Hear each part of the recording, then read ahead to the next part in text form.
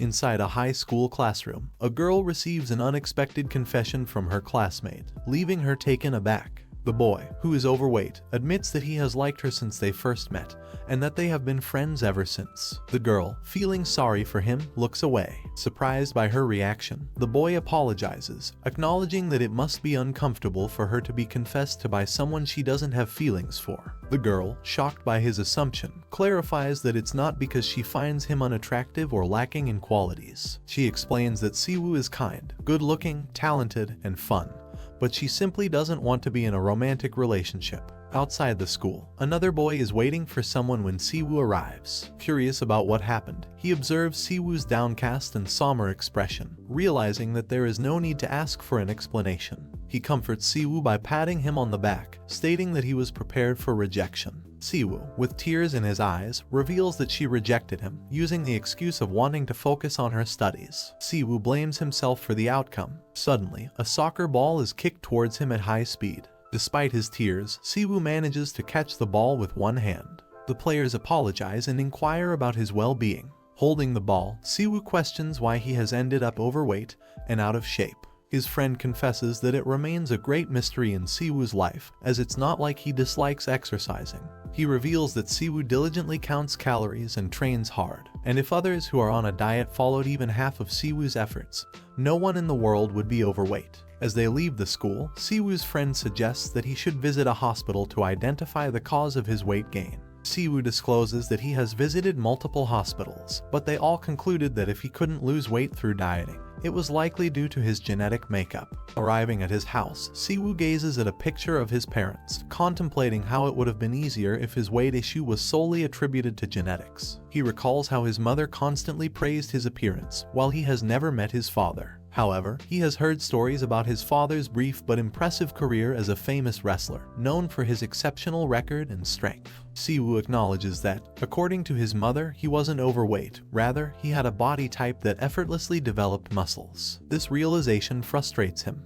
Disregarding his concerns, he decides to indulge himself by eating whatever he desires and retrieves packets of noodles, eggs, and cheese. As he prepares to cook, he resolves to abandon his worries and enjoy as much food as he pleases. At the last moment, however, he changes his mind and opts for the salad prepared by his mother. In the evening, Siwoo followed his usual running routine. According to his GPS, he had covered a distance of 4 kilometers. As he ran, he couldn't help but think about the rejection he had faced from his crush earlier, which fueled his anger and pushed him to run faster. After a while, he realized that he had run a total of 15.4 kilometers and decided to stop. Siwoo stretched his back, realizing that he had gone too far without even realizing it. As he looked around, he realized that he was in a completely unfamiliar place in that area. Curious, he checked his phone for directions on the map, and that's when he heard a strange voice calling out to him, praising his speed. Siwoo looked up and saw a man with a peculiar appearance sitting on a bridge. The man claimed that Siwoo couldn't hide his true nature, and in a surprising twist, he jumped off the bridge and landed near Siwoo. Startled, Siwoo couldn't help but notice that the man appeared to be around 5 to 6 meters tall at first glance. Concerned, Siwoo asked if the man was okay. The man reassured him that there was no need to be afraid, as he hadn't come to harm Siwoo. He introduced himself as Grandpa Mangti and explained that he took care of the yokai in that area, acting as a divine judge. Looking at Siwoo, he remarked that Siwoo seemed unaware of his own heritage. Without saying much, Mangti opened a bag and threw it at Siwoo, instructing him to come along. Siwoo found himself trapped inside the bag, struggling to get out, but he couldn't move. Suddenly, the old man tossed Siwoo out of the bag. Dazed, Siwoo woke up and asked what was happening. As he looked up, he was shocked to find himself in a strange world with 2 moons and a peculiar aura. Mangti welcomed Siwoo to the world of yokai and urged him to carefully observe the people gathered there. Terrified, Siwoo couldn't help but notice the monstrous creatures around him. Mangti explained that they were the residents of the yokai world, and while humans used to fear and worship them as gods, they were now considered mere superstitions and imaginary beings. He further revealed that once every 666 years, a grand festival was held to select the king of the yokais. Mangti informed Siwoo that all the yokais had to send young yokai with exceptional talents as candidates. Since it had been 666 years since the last king, Siwoo, as the only one who inherited the goblin's bloodline, was chosen. Siwoo was shocked and confused, claiming that there must be a misunderstanding. Suddenly, something jumped and landed nearby. It was a monstrous beast known as Geogugwi, with a mouth as big as its name. Mangti told the beast that if it defeated Siwoo, it could devour him. Siwoo was terrified. Geogugwi kicked Siwoo, sending him flying. Mangti stated that even though Siwoo had the goblin's bloodline, they couldn't allow an ordinary human to participate in the festival. Therefore, Siwoo had to prove himself worthy of survival. As Siwoo coughed, Geogugwi picked him up and threw him to the ground. Geogugwi taunted Siwoo, believing that victory would come easily. However, Siwoo surprised everyone as a strange light emitted from his body. Mangti explained that goblins had always possessed limitless abilities, with their most prominent skill being an innate ability to learn anything without being taught. Suddenly, Siwoo's body transformed, becoming muscular and filled with rage. He used his mountain flip attack to throw Geogugwi to the ground. As the fog cleared, Siwoo stood with a new appearance and his goblin bloodline awakened. At a convenience store, Siwoo shares his recent dream with his friend about battling a monster and experiencing a body transformation. His friend responds, suggesting that it sounded like a fun dream. Siwoo clarifies that it wasn't enjoyable at all. He was constantly getting beaten up and only managed to throw the monster once. Siwoo's friend finds it strange that he got defeated in his own dream and questions why people usually engage in familiar activities in their dreams. Siwoo points out that he never learned wrestling but trained in boxing to lose weight. He further explains that the dream felt incredibly vivid, as if he knew what he was doing from the beginning and could replicate it in reality. Siwoo's friend remarks that he was becoming too engrossed in his dream. Siwoo sighs, attributing the strange dream to his recent high levels of stress. He reflects on his obsession with losing weight and how it may have influenced his dreams, finding it nonsensical that his body would become muscular even in a dream. Suddenly, Siwoo finds himself back in the yokai realm, completely shocked. Mangti asks if he has regained his senses, leaving Siwoo confused. Mangti reveals that Siwoo unknowingly fell asleep while standing. Surprised, Siwoo looks around and sees the monster lying unconscious. He falls to the ground in shock and fear, contemplating going back home.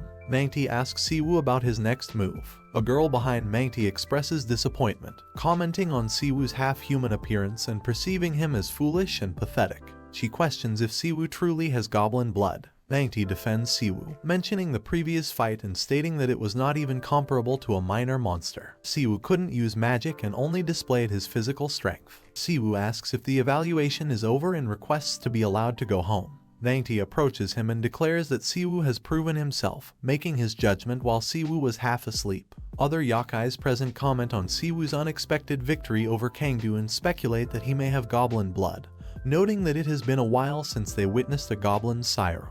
Mangti taps his staff and, as the judge of Korean Peninsula's monsters with numerous witnesses present, proclaims Siwoo as a monster. If there are no objections, he instructs all the monsters to retreat and spread the news about Siwoo throughout the country. All the monsters depart, anticipating an interesting festival. Mangti informs Siwoo that his name will be added to the register of monster names, ensuring that no one can capture or harm him. Siwoo appreciates this but expresses his desire to return home.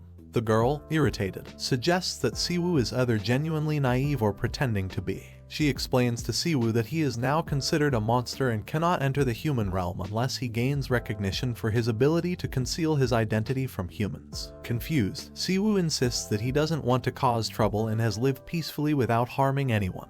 Mangti warns Siwoo that if he doesn't comprehend the situation, he will have no choice but to kill him. Mangti launches an attack on Siwoo, who suddenly finds himself in midair, skillfully dodging the assault. Mangti questions if Siwoo now understands that his body is already that of a monster. Mangti further explains that among monsters, goblins are considered the most powerful. Despite Siwoo being like a newborn, his strength surpasses that of an ordinary human, and he could easily harm a human if not careful. Siwoo acknowledges this but finds the idea of waiting for 500 years ridiculous. Mangti reveals that Siwoo only needs to wait half a year. He explains the history of the law, which imposed a 500-year restriction on monster-human interactions, and how it was enacted by the current king 666 years ago. This law restricted monsters from entering the human realm, leading to humans perceiving them as mere fiction. However, with the current king's reign ending in 6 months, the law will be rewritten, and the monsters will once again have access to the human realm,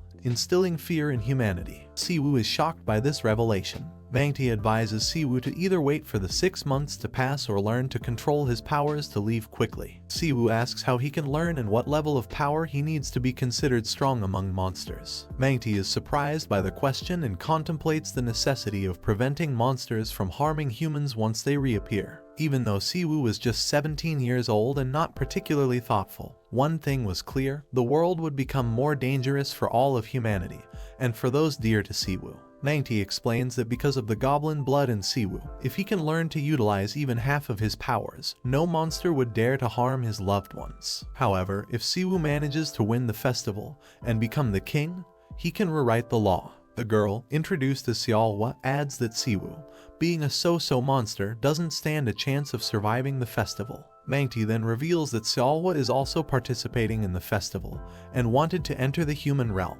She is frustrated because Mangti kept postponing her qualification test due to his busy schedule. Seolwa questions why she had to take the test when there were many weaker monsters. Mangti agrees, noting the difficulty in judging her qualifications, and emphasizes the need for patience and self-control.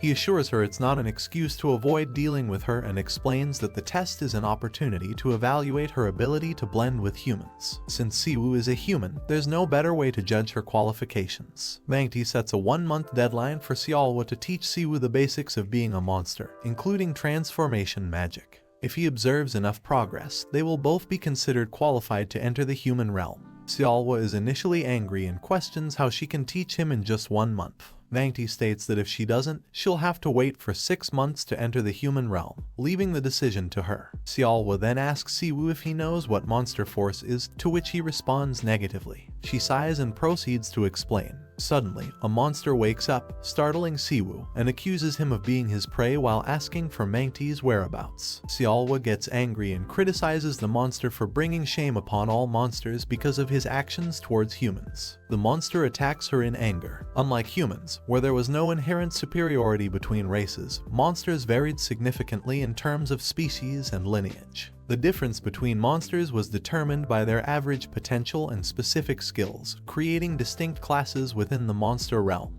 Pure blood goblins had disappeared, and opinions differed on which class was the highest. However, many agreed that those foxes with 9 tails, who could hide them, were considered the closest to being the highest-ranking monsters in Korea. Seolwa uses her abilities to chain down the beast and taunts him to continue doing what he was attempting. Seolwa releases one of her 9 tails to chain the monster. Siwoo, despite witnessing a series of surreal events, no longer groaned. He stood there, stunned by the current situation. He had to accept and adapt to this new reality. Seolwa looks at Siwoo and explains that the technique she used was magic, the ability to consume and utilize energy and forces from the surroundings. She distinguishes between 2 types of magic: unique magic and acquired magic. Unique magic is specific to a monster's race, like Siwoo's Goblin Siren, which is inherent and doesn't require special learning.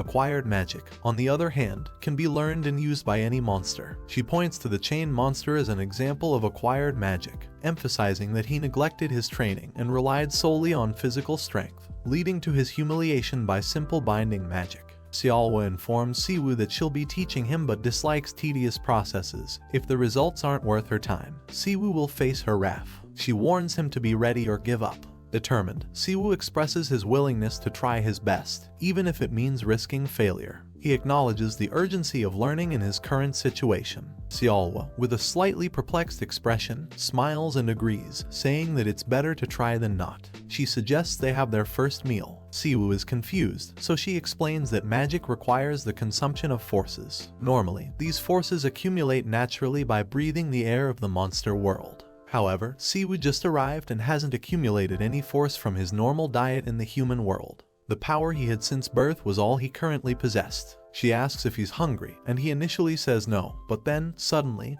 he feels an intense hunger, and his body emits energy, causing immense pain. Seolwa remarks that Siwoo likely has very little energy left after using his move to defeat the monster. She pats him and suggests a simple solution. The winner can eat the defeated monster and consume its force. She points at the chained monster, explaining that he would make a good meal for Siwoo. Siwoo, filled with a murderous intent, approaches the monster to kill and consume him. For the first time in his life, Siwoo felt a ravenous hunger, driven by the whispers of the 9-tailed fox. His mind was consumed by the instinct to hunt, But there was something Xiaohua hadn't anticipated. Suddenly, Siwu halted and turned to Xiaohua with a sinister, predatory look. She hadn't expected Siwu's goblin nature, driven by greed, to target a more nourishing prey. Siwu lunged at her, intent on killing. Xiaohua employed her magic to bind Siwu, cautioning him not to let his hunger make him arrogant. She emphasized that a half-baked monster like Siwu couldn't realistically consume her. However, Siwu broke free from the chains through sheer brute strength. Xiaohua was astonished by his ability to break free and narrowly evaded Siwu's attack. She acknowledged that even though he was only half-baked, he was still a goblin. In response, Siwu rushed towards her. Xiaohua used her summoning magic to call forth the Great Demon King's fist and struck Siwu with immense force, creating a significant impact and leaving a hole in the area. Xiaohua questioned if he was still alive, stating that even if he wasn't, it wouldn't change anything as Siwu was seemingly determined to meet his demise. However, to her shock, Siwu was still standing, having awakened his goblin form and grown a horn. While Siwu had awakened as a goblin, unique magical abilities were only granted to a few powerful goblins. Despite their scarcity, Siwu displayed the potential to become a symbol of the goblin race. Siwu seized and shattered his horn, transforming it into a goblin's club using his unique magic. Xiaohua smiled and remarked that Siwu had shown many facets, despite being a half-baked goblin. Xiaohua was a remarkably gifted monster, a prodigy who had achieved 9 tails even before reaching the age of 100. That's why she could sense the danger in the goblin's club Siwu wielded. As he prepared to strike, she considered the pressure she was feeling, beyond just their respective levels of monster force. Siwu harnessed his magic to transform the club into a bolt of lightning, which he used to attack Xiaohua. In response, Xiaohua released 2 of her tails and employed the Demon Emperor's arm to intercept Siwu's club. She grinned and decided to demonstrate her own power by slamming Siwu into the ground using the demon's arm. However, she quickly realized that a single strike wouldn't suffice to subdue Siwu, given his significant endurance from their previous encounter. It would take multiple blows, at least 5 or 6, to bring him under control. Nevertheless, something unexpected happened. The demon's arm began to be pulled by Siwu. Xiaohua was astonished to see that even with just one arm, it was a formidable challenge to battle the Demon Emperor. Siwu effortlessly tugged the arm away, demonstrating the versatility of the Goblin's Club, a weapon capable of adapting to its user's intentions. Siwu swung the club, transforming it into a cudgel, and launched an attack against the demon's arm. Concerned about the weapon's altered shape and attack patterns, Xiaohua summoned another arm of the Demon Emperor. Siwu was ready to strike once more, but Xiaohua preempted him with a rapid series of punches from both of the demon arms. Siwu used the club to block the attacks. Xiaohua marveled at Siwu's power. Even monsters who had lived for 100 or 200 years couldn't compare. However, Siwu's magic was nearing its limit, and the ongoing battle threatened to break his body apart. Xiaohua let out a sigh of frustration and decided to release 5 of her tails. As Siwu leaped to attack her, she summoned the upper half of the Demon Emperor and struck Siwu with the first of the 5 consecutive attacks. Siwu was sent flying, and it seemed like he was on the brink of death due to the depletion of his magic. Xiaohua, annoyed at Siwu's recklessness, pointed out that he was responsible for his condition, as he had been foolish and didn't know when to stop. She was dreading the scolding she anticipated from Mangti. However, a moment later, Siwu began to cry as he thought about his mother. Xiaohua's heart softened, and she kissed Siwu, transferring a small amount of magic to him to keep him alive. Siwu eventually woke up, finding himself in a room. When the door opened, Xiaohua entered, holding a cup and wearing an angry expression. Siwu felt a sense of fear. Siwu apologizes for his behavior and says that he remembers everything from their fight,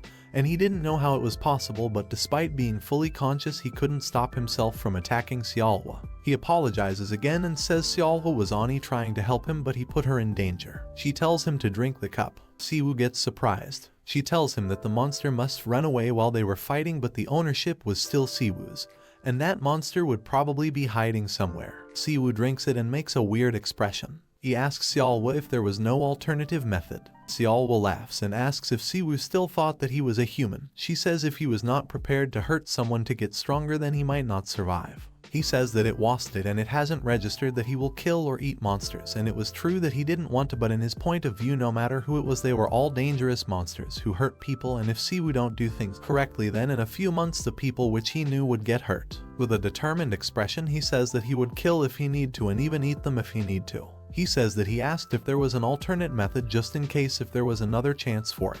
Xiaowa says that as she has already told Siwoo the most effective method to increase his monster force was to eat other monster. However, it was only possible when it was a duel agreed by both, since there is no rule. Otherwise, weak monsters would be caught and won't be able to survive. She warns him that easy prey won't be coming to him anymore. Even if he was a halfling, many monsters saw that he was a goblin who knows a little Sirum, and rumors about Siwoo must have spread by now. So monsters which he can easily defeat won't be fighting him, but it will be opposite. Monster which Siwoo won't be able to handle at his level will challenge him. She stands up and tells Siwoo to come outside since she had a gift for him. They go outside and Siwoo gets shocked to see Xiaowa standing in front of a werewolf monster being chained. She asks if it was okay. Siwoo asks if it was a monster. She tells him that it was and wasn't. He was a monster which has lost its right to be a monster. It had lost its sense of reasoning and lost themselves to their instincts, just like Siwoo was when he fought with Xiaowa. These kind of monsters were beasts and called Shudderwalk in the Korean peninsula. She jumps at the top of the hut and asks why was Siwoo starring like that.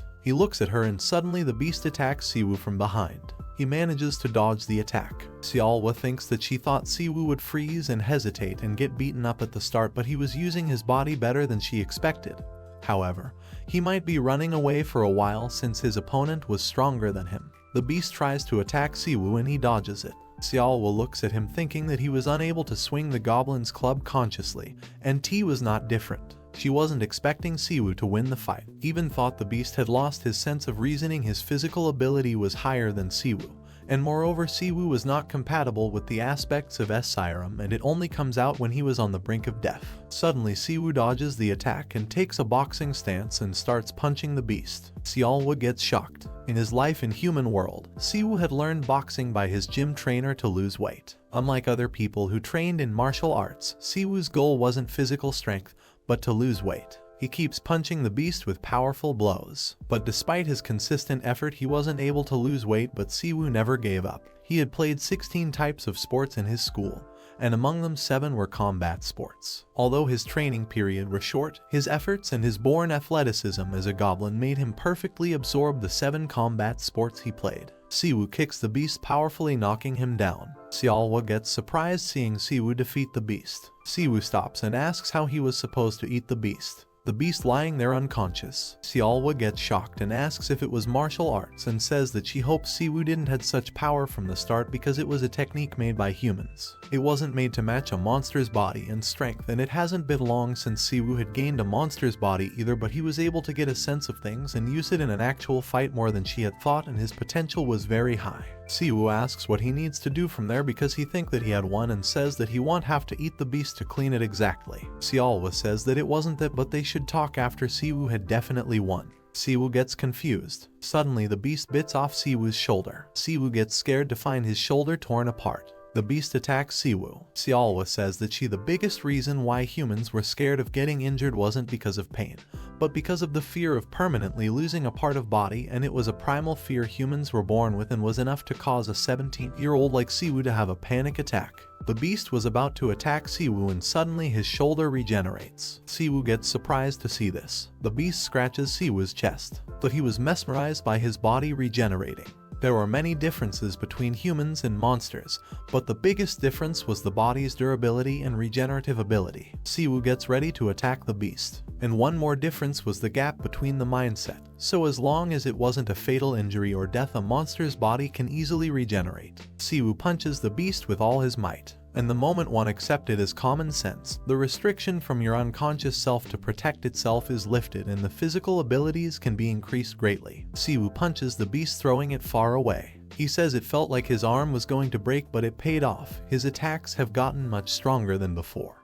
He felt from the rebound that his fist was getting hit by a car, but he wasn't the only one who can regenerate. Siwoo was getting ready to fight again, and suddenly Xiaowa says that the fight was over and Siwoo had won because the attack he hit earlier was stuck well, and the force was good. Although the beast won't die of it, but it won't be able to regenerate immediately, so Siwoo wins. She asks Siwoo how it felt to use magic for the first time in his life. Siwoo gets confused and asks if he actually used magic and says that he didn't do anything particularly. Xiaowa tells him that even if it wasn't high-level magic, It can be used in various ways, and his body rapidly regenerated because of magic, and the last attack he hit was also the result of magic used in addition to Siwoo's physical ability. She asks if he felt anything else beside that he powerfully strike the beast. Siwoo says that he wasn't sure, but he felt something similar to static electricity in his fist. She says that it was magic, and because Siwoo don't have much experience, he won't be able to feel it clearly. She says that the reason she made him fight the beast was for giving Siwoo the experience, and because he fights, and there is blood and Siwoo struggles, then he would have displayed his magic. She says that she was still surprised because she thought Siwoo would roll around at least 10 days before he gets a rough sense of things. She used her magic and lifts the beast and brings it near them. Siwoo blushes by the compliment. She tells him to finish the beast. She looks at him and asks if he had ever killed anyone before. Siwoo declines. She says that ending it in one go would be the best for both him and the beast. She tells him to hit it above the belly button, since for majority of monsters that was the weak point and the place where the cinnabar that stores the magic. She tells Siwoo to pierce it in one swing by gathering his magic. Siwoo steps forward and thinks about his friends and mother and strikes the beast, killing it. Seolhwa asks if he grabbed something in his fist and tells him to open it. Siwoo opens his fist and a bead was in his hand. She tells him that it was the cinnabar that she spoke of earlier, and it was called the magic bead. She tells him if he swallows it, then the owner's magic will become his. Siwoo swallows the bead and thinks if something was going to happen, but nothing happens. He says that it was weird and he thought that something like bam bam boom should have happened as soon as he swallowed it. Suddenly he sees a black bird sitting on his shoulder. Siwoo gets surprised and screams out of fear. The bird changes into a girl. Seolhwa asks the girl why she was there out of the blue, and Seolhwa was sure that she didn't have any business with Seolhwa. The girl pouts and says that friends don't need a reason to meet, but it was true that she was there because she had some business. She smiles and asks Siwoo if he was the half-goblin from the rumors. She introduces herself as Sol Mai. She had wings for her hands. Siwoo bows and introduces himself. Seolhwa, annoyed, asks what business Sol had. She says that she was working part-time under Mangti. She says that since they had caught the two demons, she has come instead of Mangti to handle the settlement and give them the reward for catching them. Seolhwa sighs and says to give the reward to Siwoo since he was the one who defeated them. Sol says that she knew and was watching it from the start. He leans towards him and says that Siwoo was impressive and she can't believe that he was a human until recently. She says that at this rate Siwoo might become their leading competitor in the festival. Seolhwa laughs and says that he might just be able to, but he will be killed the second he steps foot in the battleground. She says that she thinks Siwoo has potential. She looks at Siwoo and says she was going to give him a reward. She says it's been a while, so she'll give him a choice. The chance to go home this instant or a chance to take a step forward as a strong monster. Which does Siwoo want? She asks, smiling. In the human world, Yushin receives a call from Siwoo. He says that Siwoo didn't show at the school and his phone was shut off, so he picked the unknown number since it might be Siwoo. Yushin asks Siwoo if something was wrong. Siwoo says that he wanted to say no but he can't. He says that he has a crazy favor to ask Yushin. Yushin says to tell him already. Siwoo tells him something and Yushin shouts on call that what kind of nonsense he was saying and asks Siwoo where he was. Siwoo tells him that he has some unavoidable circumstances and his mother will go crazy if she finds that he disappeared for a month. Siwoo tells Yushin to tell him mother that he went to the traditional martial arts center in Andong for a month to lose weight. Yushin reminds him that it wasn't a place that accepts regular people. Siwoo says that he knew but he really have no other choice, and that is why Siwoo was asking Yushin. Yushin agrees and says that Siwoo said he can't tell him the reason, and if he thinks that Yushin wouldn't believe, then Siwoo was wrong and can tell him anything because he might be able to help Siwoo. Siwoo looks at Sol and she stops him from telling Yushin about the existence of monsters because it would be breaking the rules of the monster world and she'll be punished along with Siwoo too. Yushin agrees to Siwoo's request and says if something happens and if Siwoo can reach out to him then he must do it. He cuts the call saying it didn't feel right. Back in the monster world, Siwoo says confused that going back to the human world was only possible if he was qualified. Sol says that it was true but she don't make up things that don't exist, and if you really want to go back she can take him back to the human world right at that time. She asks him again to choose from the two choices. Siwoo says that he will leave the monster world after he passes the test he is supposed to take. Sol gets surprised and asks why. He says that if he didn't learn things properly then something more worse than not being able to go back home can happen. After the fight with the beast he was more convinced that he must have the power to respond to such situations, so he had decided to get stronger at a monster. He looks at her with a determined expression. Sol gets excited and says what Siwoo said just now was really cooler than she had expected. Seolwa gets angry and says to give Siwoo what she need to give and stop teasing him, and there was no way that going back to human world can be a reward. She says that Sol had a bad habit of leading others for no reason and sounding them out. Sol says that it was a test to know others' personality and what kind of mindset they have. Humans ask such questions to know each other better. Siwoo looks at Sol and thinks that from her way of speaking and vibe she was different from other monsters, and it felt like Sol was of the same age as him. Sol asks Seolwa if she read the book Sol gave her. Seolwa replies that it was so childish and simple that she wasn't able to read more than a couple of pages. Sol pouts and says that she personally made it for Seolwa, and if she want to turn into a human then Seolwa have to memorize the basics at least. Sol sighs and says that she was going to take Siwoo with him somewhere for a while since she was thinking of taking him out from the start. Seolwa says to do as she likes. Sol spreads her wings and transforms into a giant bird. Siwoo gets amazed by this. She says again that she don't make up things that don't exist. She tells him that she was a monster that has the right to go back and forth into the human world, and under the condition that he was responsible for everything that happens once every 6 months. She was able to take an unqualified monster into the human world with her. Seolwa looks at them with a worried expression. Sol picks up Siwoo in her claws and flies away. In the human world, Siwoo thanks Sol for letting him borrow her phone, and because of her he was able to alleviate his worries a little. Sol says she was glad and asks if he will be fine by just one call to his friend, and says that there was still more time and it will be better if Siwoo sees his family once. Siwoo says that his family only consisted of his mother, who was on a business trip out of the town, and it was a bit of relief because if his mother was home then she would have made a fuss about Siwoo being disappeared. Siwoo asks if Sol had something she likes to eat and says he can buy her dinner to repay her. She stands up and says that there was something she really wanted to try ever since the first time she made her trip to the human world, and it was a bit too hard for her to eat, so she haven't had a single opportunity to eat it until then. Siwoo gets surprised and asks what it was. A while later, at Siwoo's house, Siwoo prepares a home-cooked dinner for Sol. He says that he tried to set the table with everything he had at home. He asks if Sol would really be satisfied with just this. Sol says while eating that she was pretty satisfied because she always wanted to try homemade food since the human food she tried was mostly school food. Siwoo asks how she eats school food. Sol tells him that she attends school and asks if he knew about Hajung High School. Siwoo gets surprised and says that it was right next to his school. She says that she's been attending since the beginning of the year, but she didn't have a friend that she was close enough to visit their home. Siwoo thinks that from Sol's personality she seemed to have many friends. They eat the meal. Sol says that it was really good and had a different vibe from the food that she bought at a restaurant. Sol snaps her fingers saying she should give Siwoo the reward she mentioned earlier, and a scroll gets summoned. She tells him that the scroll was called a monster storage, and it was something like a bag and a smartphone that monsters use. And just like she did, Siwoo can call the scroll freely. She points her fingers and the scroll opens with a box drawn on it. She tells him that it can display what he wants and he can scroll like a phone on the scroll, and inside it can be kept items he wants. She takes out a box and says he can store and take out things like she did, and he can carry items without thinking about the size and weight of it.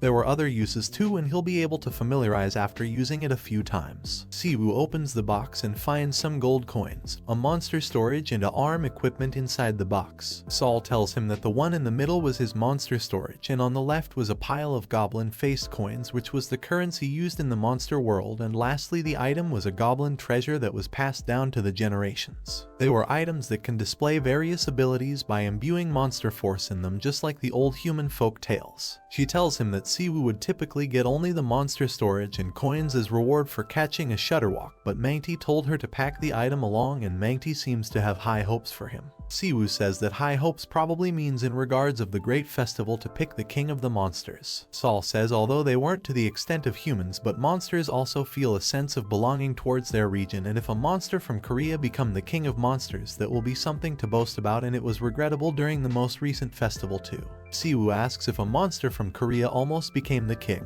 Sol agrees and says that the monster was there until the very end and it was a close match with the current king. Siwoo exclaims that it was quite regrettable. Sol says that the more interesting thing was that monster was also a goblin species just like Siwoo, and they were so strong that the entire history of monsters in the Korea there was no monster that could rival them. Siwoo picks up the item saying even if it was true he didn't know about such monster, and there was still a part of him that wonders what was all this, and he wish he wakes up from this just like it was a dream. Sol gets surprised and says Siwoo had adapted quite quickly for saying that even when she first met him and heard his resolve, Siwoo left a good impression, and while he has made his resolve it won't be bad, set his goal a bit higher. She leans near him with a cup of coffee in her hand and says Siwoo is afraid of the laws of the monster world getting reset and threatening the human world, and if that was the case, Siwoo can be the monster king and maintain the rules for the next 666 years. Siwoo asks if he can ask a question to her. Sol smiles and says he can ask whatever he wants, and it felt like she had made a human friend, and if Siwoo was curious about anything then she will try her best to answer the question. He points towards her monster storage and says it was flashing like that for a while. She looks at it and it was flashing emergency signal. She looks at it and says that it was an emergency call order, and it reaches out to monsters in the area whenever there's a serious emergency situation, and if an emergency order was sent to human world then the only reason was because a monster broke the rules or harmed a human. She sips her coffee and says something like that hasn't happened in a few decades. Suddenly she realizes that it was an emergency call order. She screams and gets scared. Siwoo gets worried. During the night, at Siwoo's house, he snaps his fingers and his monster storage appears. He puts his hand inside it and takes out the goblin item he received earlier. He thinks if he just have to put it on and go around, or was it an armor, and that he has to ask how to use it. He looks at the clock and it was almost 10. A little ago after the emergency order came, Sol says that it was just 6 and they have half a day, so they just need to go back into the monster world by 10 p.m. She leaves saying she'll be back soon and tells Siwoo to wait for her return. Siwoo agrees. She says that Siwoo can speak comfortably with her since they were friends and tells him to call her Sol Mai when she comes back. At the present time, Siwoo thinks that it was past 10 p.m. and he wonders if something happened to Sol. He gets worried and says he should have gotten her number at least. He looks at his father's photograph and wonders if he has goblin blood in him, then it must be from his father's side. He thinks if his father knew that he was a goblin himself. He suddenly hears something and finds his window opened. Somewhere in an alley, a beast was about to kill a human and it suddenly gets attacked. Sol says that she's been catching them again and again, yet there was no end of them, and at this rate she'll run out of feathers. The beast looks at her and she asks what it was wriggling and that they didn't even feel pain. The beast attacks her and she counters it and slashes the beast into half. The human gets scared. Sol tells him not to worry and that his friend will be fine since the injury wasn't that deep, and an ambulance was on its way. Suddenly a giant beast appears behind her and was about to attack her. It suddenly gets killed by someone. A boy appears saying Sol need to be careful, and if rumors spread that she lost to something like it then her family's reputation will get lost and she won't be able to go around with her head held high. She sighs and says her family wasn't with a good reputation to begin with and she knew that her appa would be her by side. The boy wearing a black jacket asks who she was calling appa. Sol smiles and says that if he was a bit older and close to her then he was her appa, or maybe he wanted her to call him by this name Goyu. He points his fingers at the human asking if there was a polite way to be called. Sol says then she'll call him Uraboni. He tells her to call him whatever she wanted. He hypnotizes the human and brainwashes him and tells him that he and his friend got hit by a car, and the driver ran away in a hurry, and until the ambulance arrives the human shouldn't be afraid and rest comfortably. Sol says that hypnosis wasn't his family's inherited ability though. She says that she heard learning something separately was really hard, and she also tried to learn from Xiaohua but she just got scolded and she gave up. Goyu looks at her and says that she was a front runner. He says there were 2 beasts and asks how many Sol has caught until then.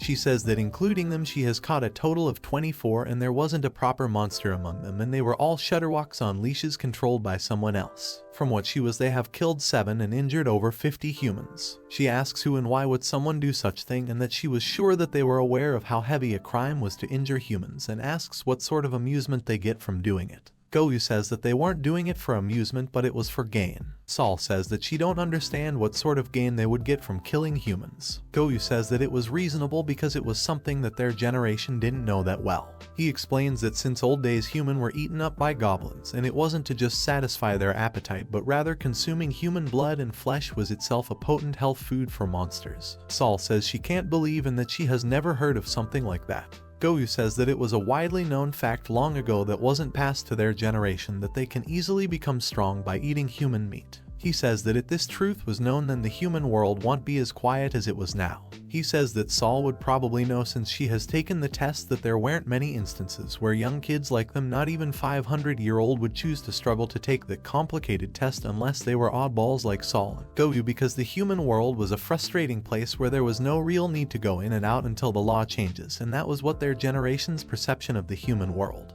But at that current moment, when the great festival was near, every monster was searching to be at least a little stronger, and there were monsters who were aware of the secret regarding the humans, and they were willing to take the risk. He says that Saul should know it, since she was helping Mangti, that in the recent days many monsters have destroyed themselves by going too far to gain power. Goyu says that if it was him, he wouldn't have created this kind of mess, and rather than attracting attention by sending evil spirits that can't even move delicately, he would have done it himself by capturing humans one by one before eating them. Saul says that they must be extremely coward to not being able to attack themselves at humans who can't even resist. Goyu says that even if they were evil spirit, if they have the skill to call hundreds of them, then it was safer to use them than to step forward and attack themselves. Saul suddenly remembers something, and she leaves in a hurry, asking Goyu to clean up after her. At Siwoo's house, he stands at the balcony saying that the window was not open a while ago. He looks here and there to find someone. Suddenly, someone in black suit and mask approaches him from behind, thinking Siwoo was easy target,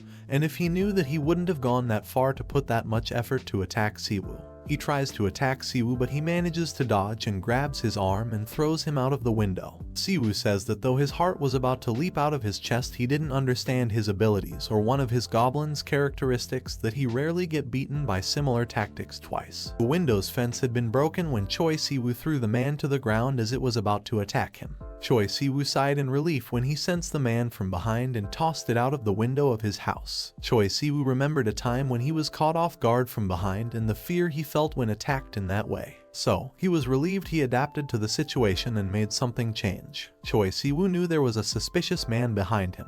If he didn't recognize that it was the same feeling he had in the monster world, he might have been killed easily. When he threw the man down in his house, he checked the damage and hoped no one was hurt by his toss, because he didn't think about his surroundings or any people that might be around. When Choi Siwoo looked down to where he tossed the suspicious man, he was surprised that it had already disappeared. Choi Siwoo was shocked when he heard the man talk and tell him not to worry. The suspicious man that attacked him seemed to know what Choi Siwoo was worrying about. He explained that he had put all the humans in the area to sleep. This was because when people screamed, he wouldn't be comfortable enough to clean up. The man revealed his true form and asked Choi Siwoo if he really was the rumored goblin.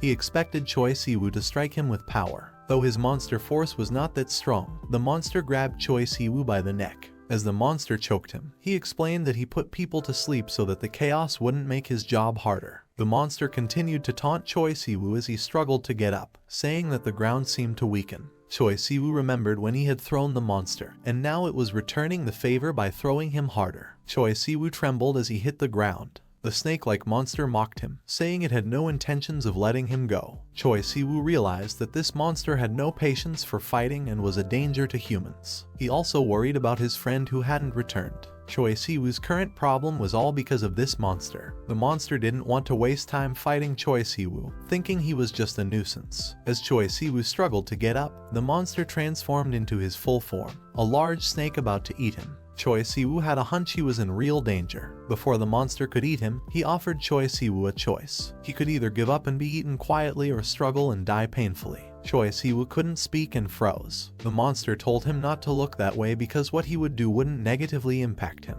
The monster boasted that he and Choi Siwoo were different classes of monsters, and if Choi Siwoo struggled, he would die painfully. He advised him to choose to die quietly if the results would be the same. Choi Siwoo was shocked and surprised as the monster showed him a picture of him with his mother and used it as a threat. The monster told him that if he let him be eaten, the monster would spare his mother and devour others without hesitation. Choi Siwoo quickly charged at the monster when he heard about his mother being used as a threat. He punched the monster, but it was just a bait to provoke him to attack first. As Choi Siwoo's power was about to activate, he felt something strange in his body and couldn't move. The monster sarcastically apologized for the rude threat regarding Choi Siwoo's mother. Choi Siwoo trembled as the monster spoke to him. The monster seemed comfortable, and Choi Siwoo was trembling all over his body. It appeared that the monster spoke of an attack to him when Choi Siwoo punched him in the face. The monster mocked him because he knew his provocation had worked. Choi Si-woo trembled, saying he was poisoned by the monster when it attacked him from behind.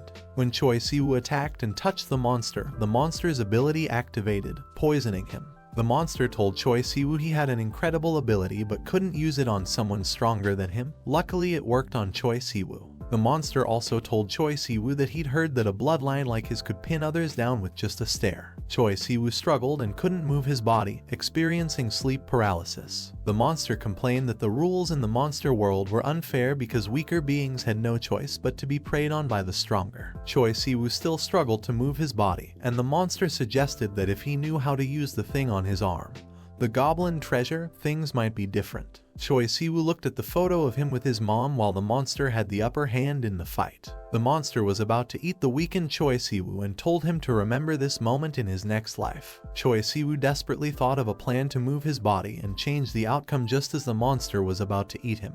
Choi Si-woo figured out how to move his body. The monster was shocked when Choi Si-woo unleashed a strong magical power. Choi Si-woo sighed in relief when the monster was blown back and didn't devour him. The monster dodged the attack and realized he could have been seriously hurt if it had hit him. The monster quickly recovered and attacked Choi Si-woo with its long tail. Choi Si-woo managed to dodge and hit the wall. Despite the poison circulating in his body, he could still stand. This made the snake monster wonder if a weak goblin was still a goblin. As the snake monster observed Choi Si-woo, he felt something strange in his body. A knife pierced the snake monster's skin, and he wondered what had pierced it. Suddenly, a strange masked man arrived, saying some praises. When the praises were said aloud, the swords that had pierced the snake's skin released enormous power, electrocuting the monster. Even though Choi Si-woo was weakened, he noticed the masked man who had come to the fight. The masked man seemed to be known by the species attacking. The monster mocked the masked man for holding a useless weapon, a human specialty. The monster continued to mock the masked man, but the masked man appeared dangerous and beyond a normal being. The monster wondered whether to continue fighting or leave, thinking things might become dangerous. To everyone's surprise, the monster had a plan to damage himself. The masked man wondered what he was doing when the snake monster damaged himself and released a deity-class monster from his blood. The snake monster explained that he couldn't save the monster until the festival due to the circumstances. The masked man looked at the monster that emerged from the snake's blood. The snake monster told the masked man that the monster was of deity class by nature, and his name was known far and wide. He didn't know how the monster ended up in that state. The snake monster mentioned that the monster was a good match for someone crazy about looking good. Choi Si-woo was still weak, and the monster wanted to finish him off. The monster charged at the masked man, and they continued to fight. The masked man tried to stab the monster, but it didn't work. When the monster was pierced, it released a powerful force. The masked man dodged it and attempted a sneak attack on the snake monster. The snake monster was surprised when the masked man attacked from behind while hiding behind the monster he had summoned. As the snake monster was caught off guard, the masked man pierced through him and then stabbed the snake monster in the head. Choi Si-woo was surprised that the masked man had successfully defeated the snake monster and saved him. The masked man noticed Choi Si-woo and told him that he didn't seem like the snake monster. He advised Choi Si-woo to answer his questions if he wanted to survive. Choi Si-woo asked the masked man why he was in the area and expressed disbelief at what was happening. The masked man was confused about what Choi Si-woo was talking about. Choi Si-woo asked the masked man if he recognized his voice. The man removed his mask, called out Choi Si-woo's name, and revealed himself as Yushin. Choi Si-woo told him that what happened to him was a long story. After Choi Si-woo and Yushin had finished battling the monster, a calm and quiet atmosphere settled in the surroundings. Yushin and Choi Si-woo felt confused about how they managed to find each other, especially with the monstrous creature nearby. Yushin was puzzled by the fact that Choi Si-woo was suddenly right in front of him. He took a few steps closer to examine the changes that had taken place while Choi Si-woo was away. Moving closer, Yushin gently held Choi Si-woo with a touch of worry in his expression. He asked about what had happened and was surprised when he saw Choi Si-woo's altered appearance. However, Yushin quickly suggested that they put that matter aside and instead shift the conversation towards how Choi Si-woo managed to handle the monstrous creature. Choi Si-woo requested Yushin to hold on for a moment, expressing his need to explain the situation. But suddenly, he had difficulty breathing, causing him stress. Observing Choi Si-woo closely, Yushin's mind raced as he considered the possibility that Choi Si-woo might be affected by a unique form of poisoning rather than an ordinary one.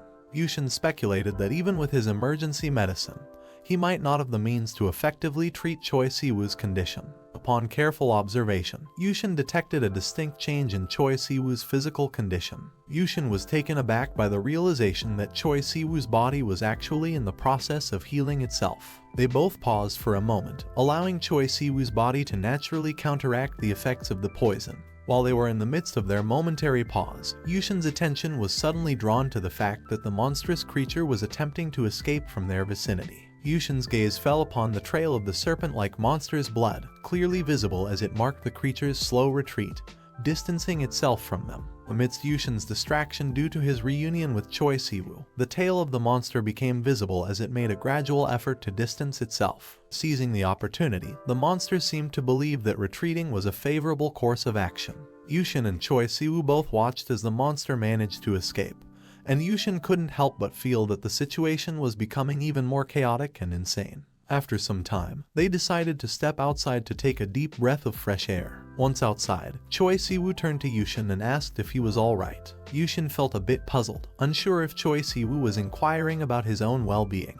He responded, saying that he believed he was indeed okay. Upon seeing Yushin's perplexed expression, Choi Si-woo simply smiled. It was quite a surprise for Yushin to discover that his friend of 3 years was, in fact, a supernatural hybrid. Even more astonishing was the revelation that Choi Si-woo belonged to the category of a goblin hybrid. Yushin felt a surge of frustration welling up within him. He couldn't believe that for 3 whole years, Choi Si-woo's true nature as a goblin had remained completely hidden from his senses. Yushin even went so far as to criticize the Minister of National Defense for aspiring to become the Moon King over a subject they didn't suspect. As Yushin contemplated the situation, he couldn't help but imagine how his father would react if he found out that Yushin had been oblivious to Choi Si-woo's goblin identity. He felt entirely clueless and anticipated that his father might even find humor in the situation. After hearing Yushin's frustrations, Choi Si-woo told Yushin about his house and how he had never mentioned what kind of training center it was. Yushin decided to come clean about the training center's purpose. He confided in Choi Si-woo that his family had a duty to eliminate supernatural creatures, and if he chose not to undergo training,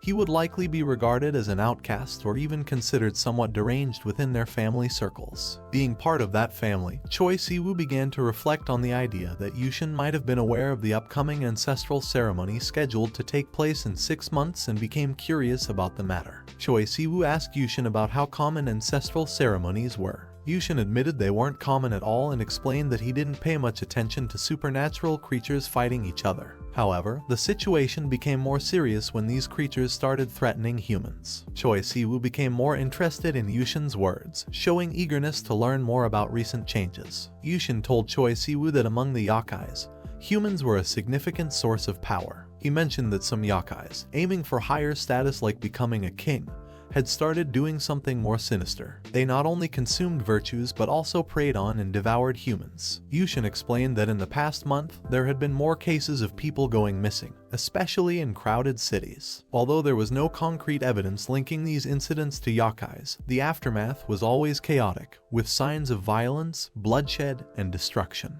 While Yushin was talking about the strange yakai behavior, he suddenly noticed someone approaching.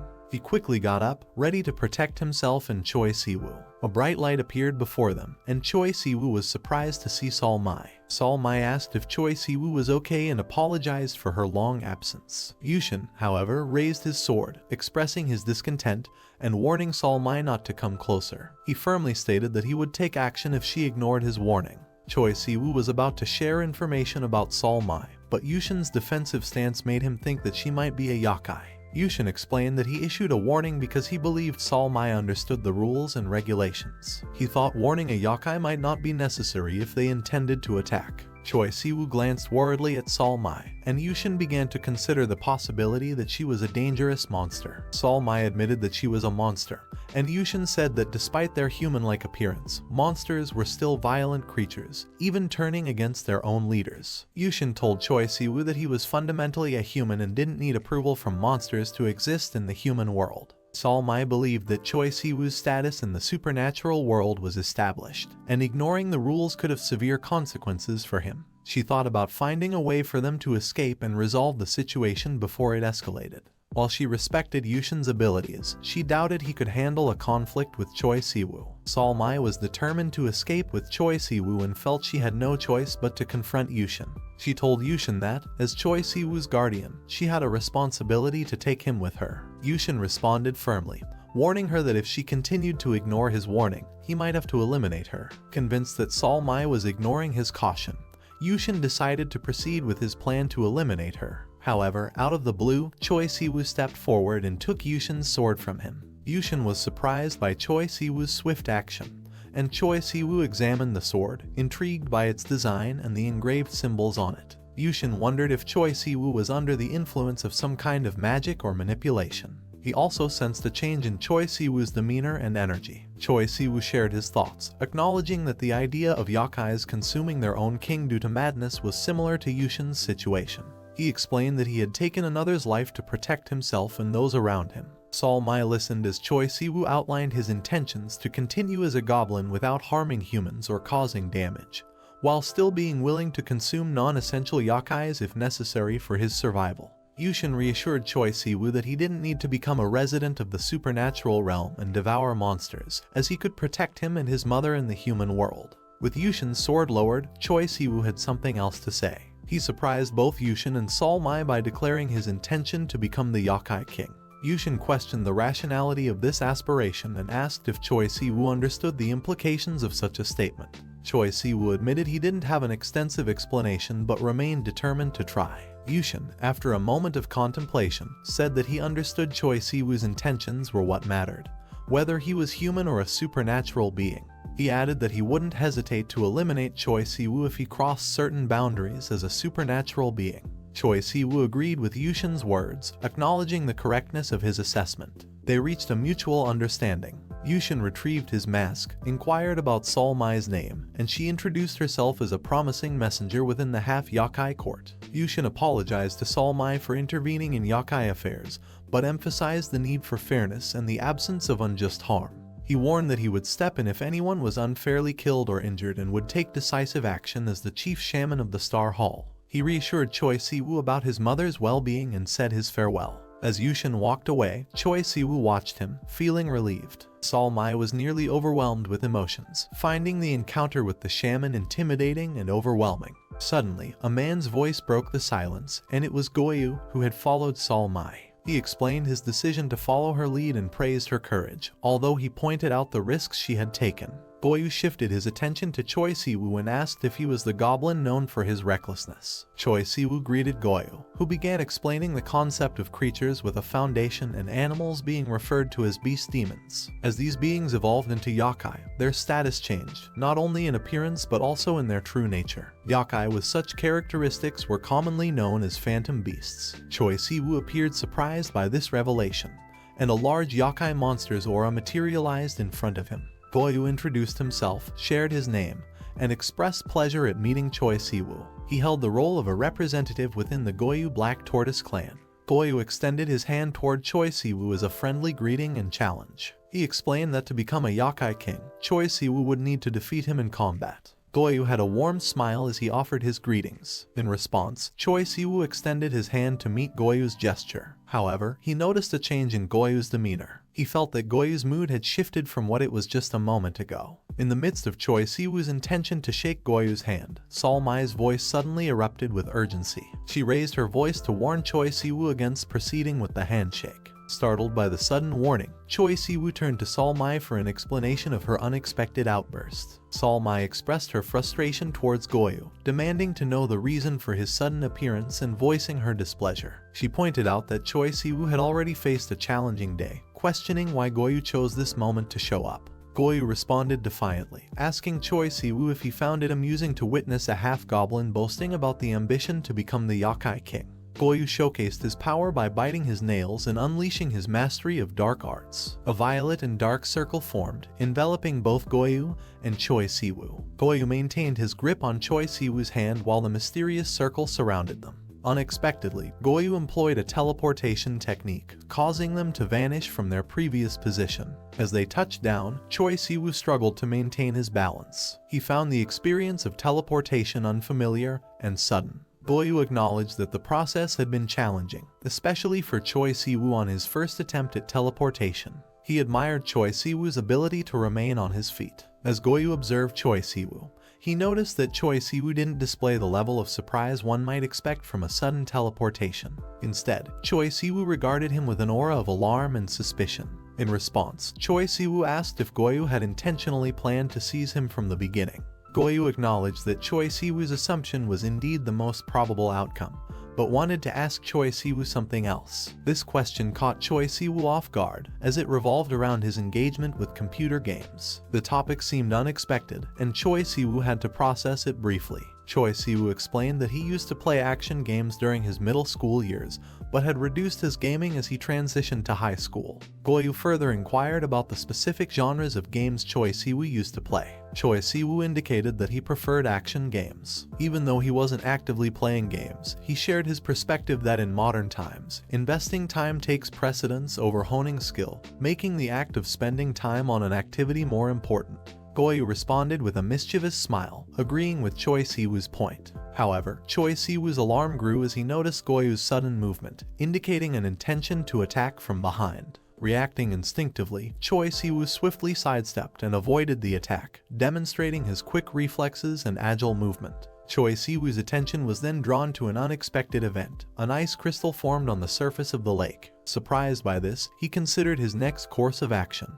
Many crystals appeared, seemingly orchestrated by Goyu, with the intent to attack Choi Siwoo. Goyu watched closely as Choi Siwoo skillfully evaded each crystal, preparing to charge towards him. Goyu recognized Choi Siwoo's impressive speed and agility, acknowledging that Choi Siwoo had targeted him before he could react with evasive maneuvers. Goyu kept his gaze fixed on Choi Siwoo, considering the possibility that Choi Siwoo might have initiated the attack. Goyu marveled at Choi Siwoo's impressive performance, acknowledging that despite being relatively new to these circumstances, Choi Siwoo displayed remarkable skills. Goyu noted that Choi Siwoo's combat abilities and instincts were exceptionally strong.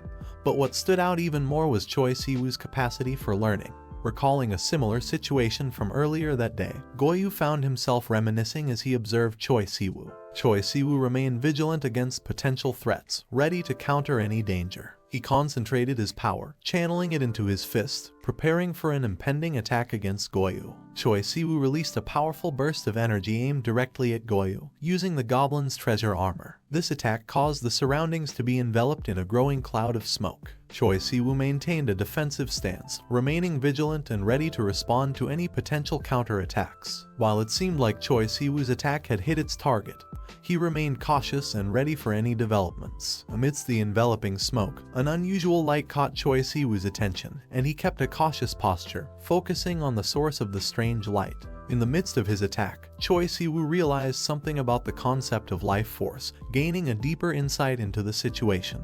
He felt a surge of electrical energy in his body, originating from his lower extremities. Choi Siwoo recognized that the attack he had unleashed represented only a fraction of his true power, about 10%. He also realized that multiple smaller attacks seemed to deplete his energy by approximately 3% per strike. This made him aware of the possibility of running out of energy, similar to what had happened before. As the full moon continued to rise, Goyu complimented Choi Siwoo for his efforts and actions. With a smile, Goyu admitted that he hadn't anticipated the swift return of the icicle to his possession.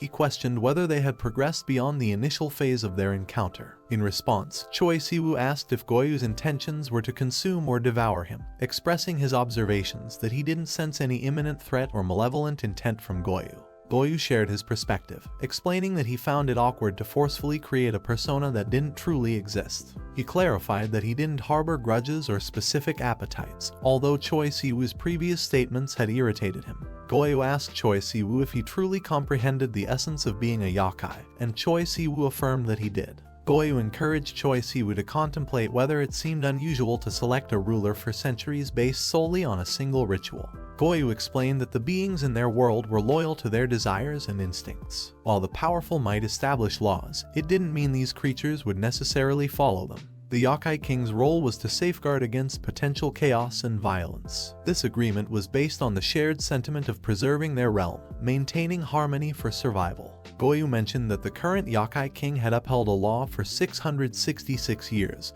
similar to the one Choi Siwoo had contemplated.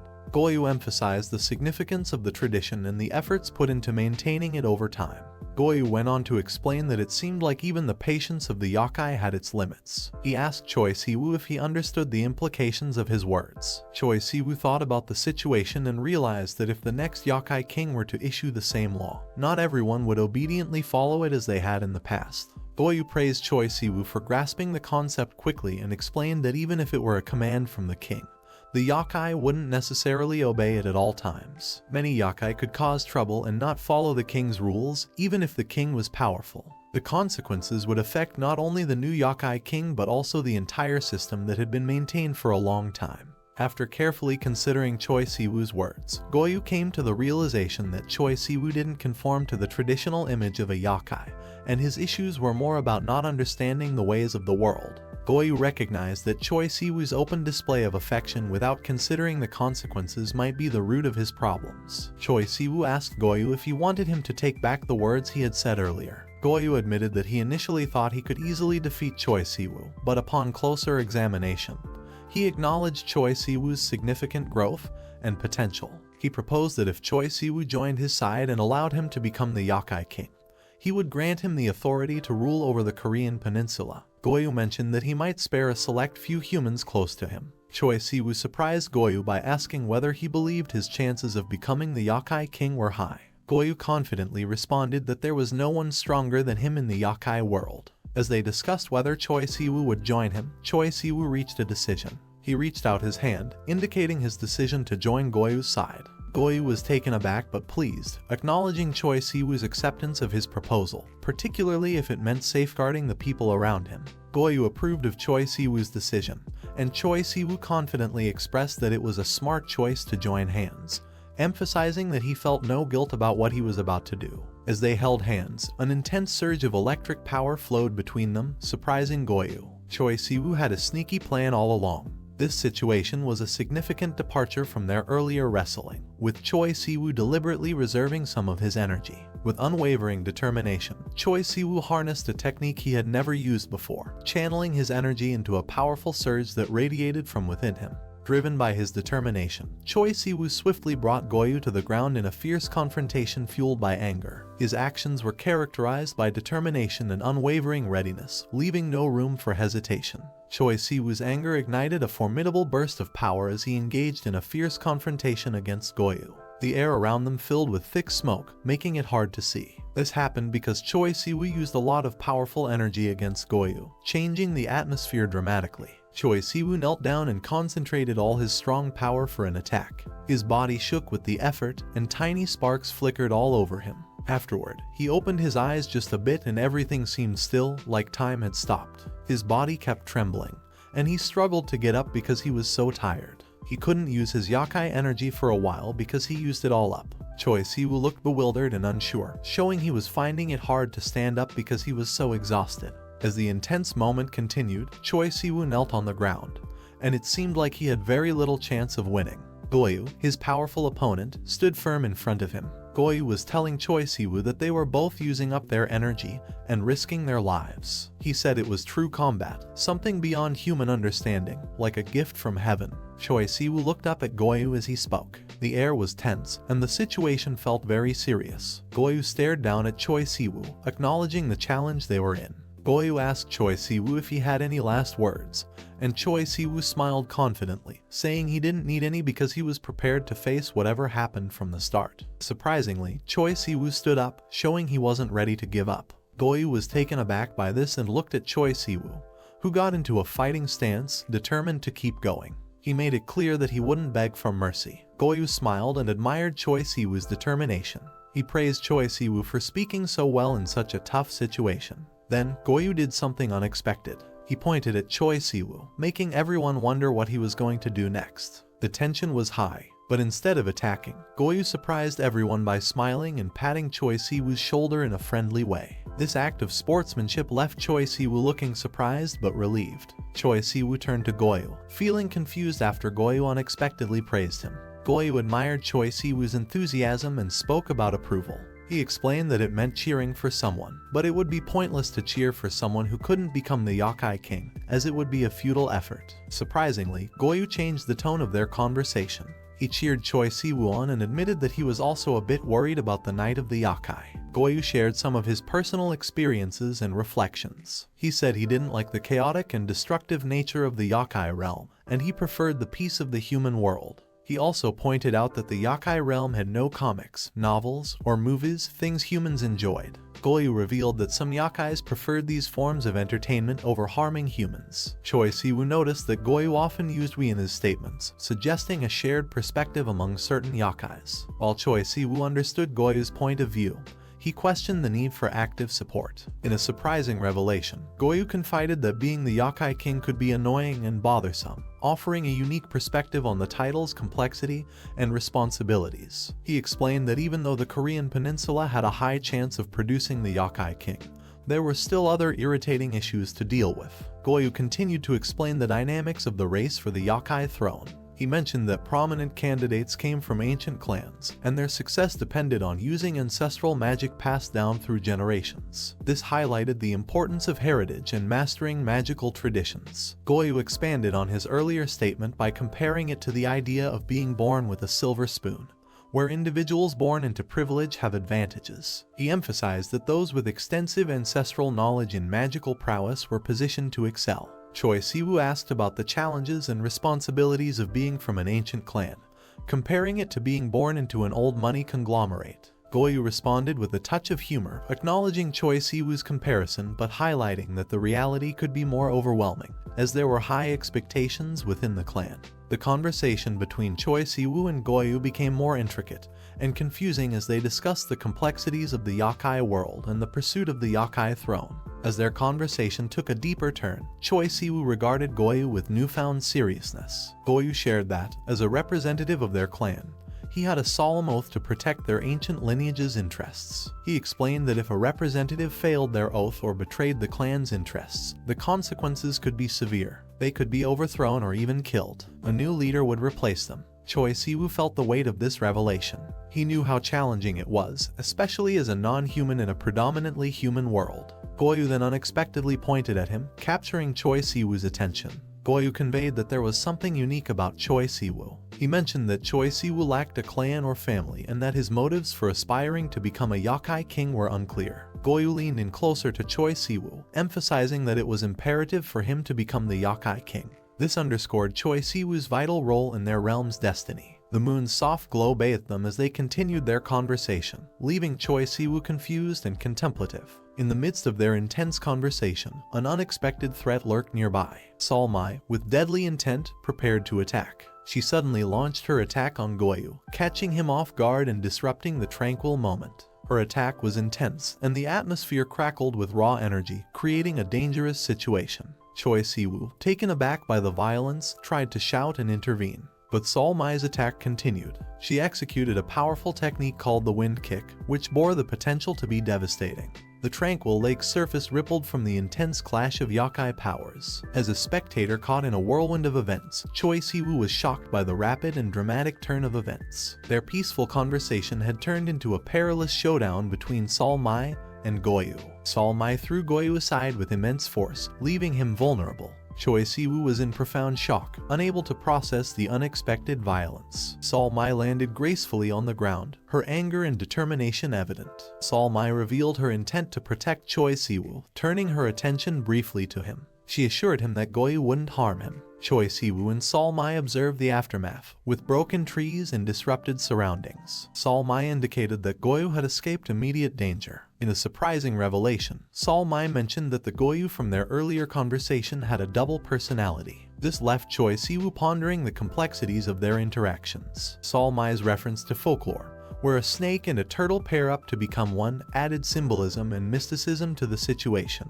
This folklore hinted at the idea of transformation and evolution, suggesting that even extraordinary Yakai like Goyu might have humble beginnings. Sol Mai recounted a tale from the distant past about a genius who separated yin and yang energies from his Yakai power. By isolating the purest energy, the genius achieved a profound transformation and awakened to a divine power within. The descendants of the genius, to fully embrace his legacy, had to undergo rigorous discipline known as the bone-sharpening discipline. This discipline likely involved intense training and spiritual practices to hone their abilities. A side effect of this discipline was the emergence of the snake personality, which Choi Si-woo had encountered in Goyu. This revelation shed light on the complex nature of Goyu's identity. Choi Si-woo, reflecting on his earlier interactions with Goyu, shared that he hadn't initially perceived him as a bad individual. Sol Mai provided insights into Goyu's character, describing him as impulsive and selfish, driven by a peculiar sense of mischief. This perspective offered a more nuanced understanding of Goyu, portraying him as a complex individual with his own quirks and tendencies. Sol Mai delved further into her description of Goyu, characterizing him as essentially a snake with concentrated negative energy. This insight shed light on the source of his calm and cool demeanor, suggesting that his nature was influenced by this unique energy. Sol Mai explained that, at his core, Goyu was completely submissive to his true self, the turtle. This revelation offered profound insight into the duality within Goyu. Despite the snake personality and its impulsive tendencies, his true essence lay in the patient and steady nature of a turtle. Sol Mai continued to explain the intricacies of Goyu's snake personality, which she referred to as Goyu. She revealed that Goyu exhibited a gluttonous personality from the beginning and possessed the unique ability to take over a body autonomously. This revelation shed light on the trouble and chaos that Goyu had caused over an extended period. Sol Mai expressed concerns about the trouble caused by Goyu's actions and the opposition to his selection as a representative due to his impulsive behavior. Choi Si-woo confirmed that he had finished packing, and Sol Mai reassured him that he wouldn't be penalized for being late. However, Choi Si-woo was worried about the broken veranda and his mother's potential reaction. Sol Mai and Choi Si-woo's conversation was interrupted by the sudden appearance of Grandpa Mangti, who brought reassurance about the pending repairs. Grandpa Mangti requested that Sol Mai return to the Yakai realm, introducing a sense of privacy. Sol Mai expressed concern that Choi Si-woo might be penalized, defending his innocence. Grandpa Mangti reassured Sol Mai that he was aware of the situation. Grandpa Mangti insisted on speaking to Choi Si-woo alone and claimed there was another person present, leaving them puzzled. Choi Si-woo was astonished when he laid eyes on Seolwa, who had suddenly appeared. Seolwa observed the human living space with curiosity and charm. Choi Si-woo asked if she had received a ticket to venture to the human world, and Seolwa explained that she had been unexpectedly dragged into this realm. Grandpa Mangti's suggestion to discuss the events of the night held importance and urgency. He described a chilling picture of 50 monsters under the control of an unknown entity attacking humans in Seoul after sunset. Grandpa Mangti's emphasis on the crude methods and lack of cover-up suggested a deliberate ploy to draw out Sol Mai and target Choi Si-woo. Sol Mai and Choi Si-woo listened attentively, understanding the gravity of the situation. Grandpa Mangti revealed that at least 200 humans had gone missing from Seoul, and the actual number was likely closer to 500. Sol Mai's shock and Choi Si-woo's concern were evident. Sol Mai speculated that at least 5 individuals were working together to orchestrate the disappearances. Grandpa Mangti hinted that the culprits behind the disappearances were yakai, making it challenging to apprehend them, especially outsiders. Seolwa's shock and terror were apparent, and Grandpa Mangti warned that if they didn't track down these dangerous yakai, they would continue to hunt humans unabated until the festival, 6 months away. To address the urgent threat, Grandpa Mangti suggested undertaking the qualifying exam earlier than planned. This proposition added a sense of urgency and responsibility to their task, as they would embark on a mission to safeguard both the human and yakai realms. As the sun rose brightly that morning, a refreshing breeze blew through the air, promising a new day. The gentle wind and warm sunlight made everything feel calm and fresh. Yushin walked to school under the morning light, showing signs of a restless night. His tired eyes revealed that he couldn't sleep well, and his thoughts were all about what happened with Choi Si-woo. The dark circles under Yushin's eyes were proof of how much worry and overthinking had affected him. His concern for Choi Si-woo was particularly strong, especially if Choi Si-woo couldn't return to the human world. As he continued his walk to school, Yushin thought about taking some proactive steps. Seeing Choi Si-woo suddenly appear in front of him was a big surprise for Yushin. He had been deep in thought about their situation and the responsibility he felt. So, when he saw Choi Si-woo standing there, he was shocked. Yushin's surprise and disbelief were clear as he stood there, staring at his friend and struggling to find words. Choi Si-woo wanted to talk to Yushin, so they decided to go to a nearby cafe for privacy. This made their meeting seem serious and filled with anticipation. Yushin's loud reaction in the cafe created quite a disturbance, drawing the attention of everyone around.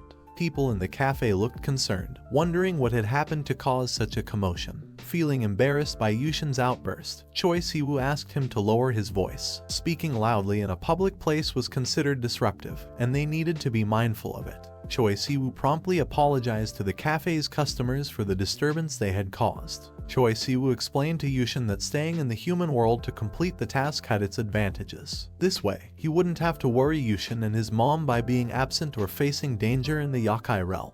Yushin found it hard to believe what Choi Siwoo was saying and asked if he had considered the type of monster he was. This question hinted at the unique and potentially dangerous nature of Choi Siwoo's identity. Choi Siwoo was surprised to hear the unique name of Yushin's monster class, Shin Ryan Kai Gosu. Yushin explained that it wasn't just one word, it had 5 separate words, each representing different aspects of a monster's status. Yushin went on to talk about the different monster classes, starting with the lowest tier, Su. Yushin explained that most monsters fell into this class, and even though they could be dangerous, their abilities were similar to wild animals. They were relatively simple in their motivations and capabilities. Wild beasts relied on physical strength and numbers for power, making them a potential threat even to normal humans. Yushin continued to discuss the yakai hierarchy, introducing the concept of Go. These monsters had the strength of 100 humans, making them extremely powerful. Even if 1,000 people tried to fight them, they would be no match for a Go.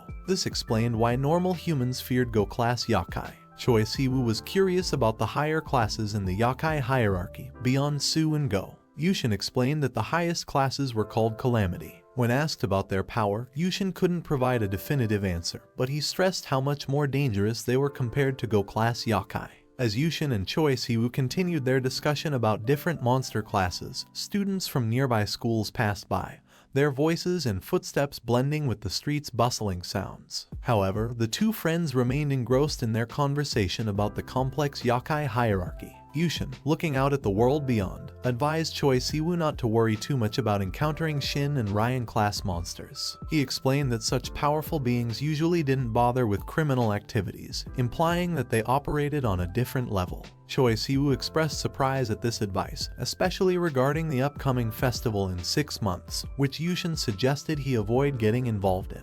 Yushin assured Choi Siwoo that he could seek help or refuge at his house if needed, showing that he was ready to face any potential threats from monsters outside Korea or against shamans like himself. Choi Siwoo, still curious about the snake monster they encountered earlier, asked Yushin to explain its class within the yakai hierarchy. Yushin shared his assessment, explaining that the monster controlling the snake's corpse could be considered a mid-tier Go class, signifying significant strength and abilities. What intrigued Yushin was that he sensed twice the energy from the creature compared to what was expected from a typical Go class. Yushin's explanation shed more light on their encounter with the snake monster. He recalled when Choi Siwoo had been vulnerable to the snake monster's influence and mentioned that if he hadn't misread the situation, Choi Siwoo might have been in grave danger. Yushin pointed out that, in terms of their positions within the yakai hierarchy, Choi Siwoo fell in the middle of the lower tier. This revelation left Choi Siwoo feeling perplexed about the difference in power and status. With a tone of stern concern, Yushin scolded Choi Siwoo, emphasizing the importance of not meddling in situations beyond his capabilities. He urged him to have an objective perspective about his position within the yakai hierarchy.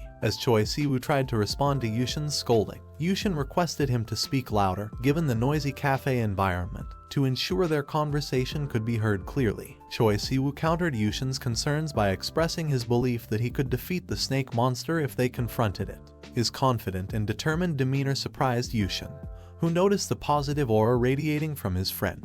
Choi Siwoo's determination shone brightly as he asserted that things had changed, and he was confident he could defeat the snake monster even without Yushin's assistance. This unwavering resolve marked a significant shift in his mindset, reflecting his evolving understanding of his own abilities and the challenges in the yakai realm. While listening to Choi Siwoo's determined words, Yushin couldn't help but ponder that Choi Siwoo's way of thinking was unconventional, and maybe even flawed. Choi Siwoo's newfound confidence and assertiveness might have seemed risky or overconfident to Yushin, leading him to question his friend's perspective on their situation. Yushin's sudden decision to stand up alarmed Choi Siwoo, who asked if Yushin was preparing to leave for school. The abrupt change in Yushin's demeanor and actions caught Choi Siwoo off guard, leaving him uncertain about Yushin's intentions. Yushin clarified that he wasn't planning to go to school but had a different purpose in mind. He expressed his intention to help Choi Siwoo get a better grasp of his yakai responsibilities and requested that Choi Siwoo follow him. Yushin and Choi Siwoo arrived at the Olympic Gymnastics Arena, a sports facility built in 1986. Originally designed for the 1988 Seoul Olympics, it had been repurposed into a large concert hall known as the KSPO Dome. This transformation emphasized the adaptability of such spaces and their importance in hosting various events over time. Choi Siwoo was impressed by the facility, especially since he had no prior knowledge of its existence. In the basement of the arena, their secret activities within the human realm added an element of intrigue. Yushin explained that the facility didn't belong to their family but was established by the government, highlighting its public or official nature. When Choi Siwoo asked if the government was aware of the festival, Yushin provided historical context. He explained that throughout ancient history, ruling powers had close associations with influential shamans, who were seen as protectors of their communities against supernatural threats. Yushin mentioned that for the past 666 years, dating back to the early days of the Joseon dynasty, there hadn't been significant threats from monsters. This period of peace had allowed for the establishment of the Constellation Hall, dedicated to training powerful shamans, a tradition that Yushin's family had continued, emphasizing their commitment to the safety of their community. During their conversation, Yushin casually removed his school uniform coat.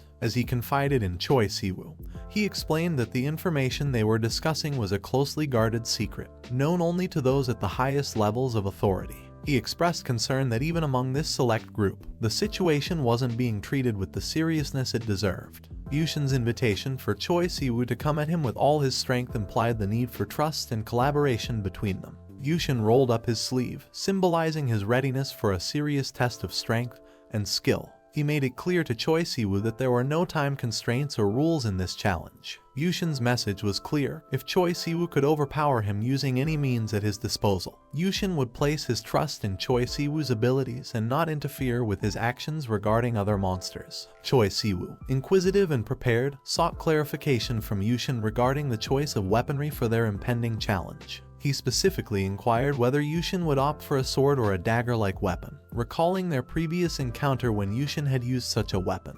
Yushin's response carried a sense of significance. He conveyed to Choi Siwoo that he wouldn't be wielding any weapon for their upcoming confrontation.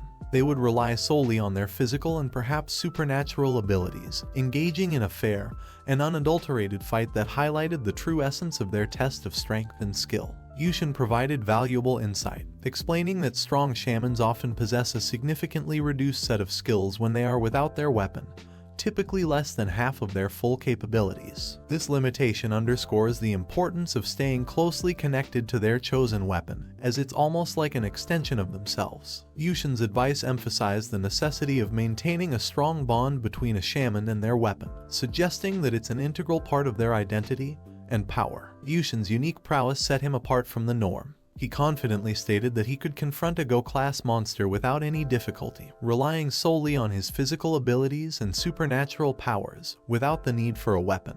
As Yushin's aura began to surge and envelop him, it was a breathtaking and awe-inspiring sight. He made a bold declaration to Choi Siwoo, stating that if Siwoo could defeat him in their upcoming challenge, it would signify that Siwoo belonged to a class of power beyond what Yushin himself could overcome. Choi Siwoo's hesitation was palpable. Despite Yushin's explicit invitation to charge at him, Siwoo's hesitation could also indicate a moment of self-reflection and internal preparation as he weighed the risks and potential outcomes of their confrontation. The trembling of Choi Siwoo's hand was a physical manifestation of his inner turmoil and apprehension, underscoring the intensity of the moment and the immense pressure he felt. Choi Siwoo's deliberate and deep breathing indicated his efforts to regain composure and control over his emotions. His trembling body symbolized the mix of fear, anticipation, and adrenaline coursing through his veins as he contemplated the challenge before him. Yushin's surprise was evident as Choi Siwoo took him off guard by charging at him with remarkable speed.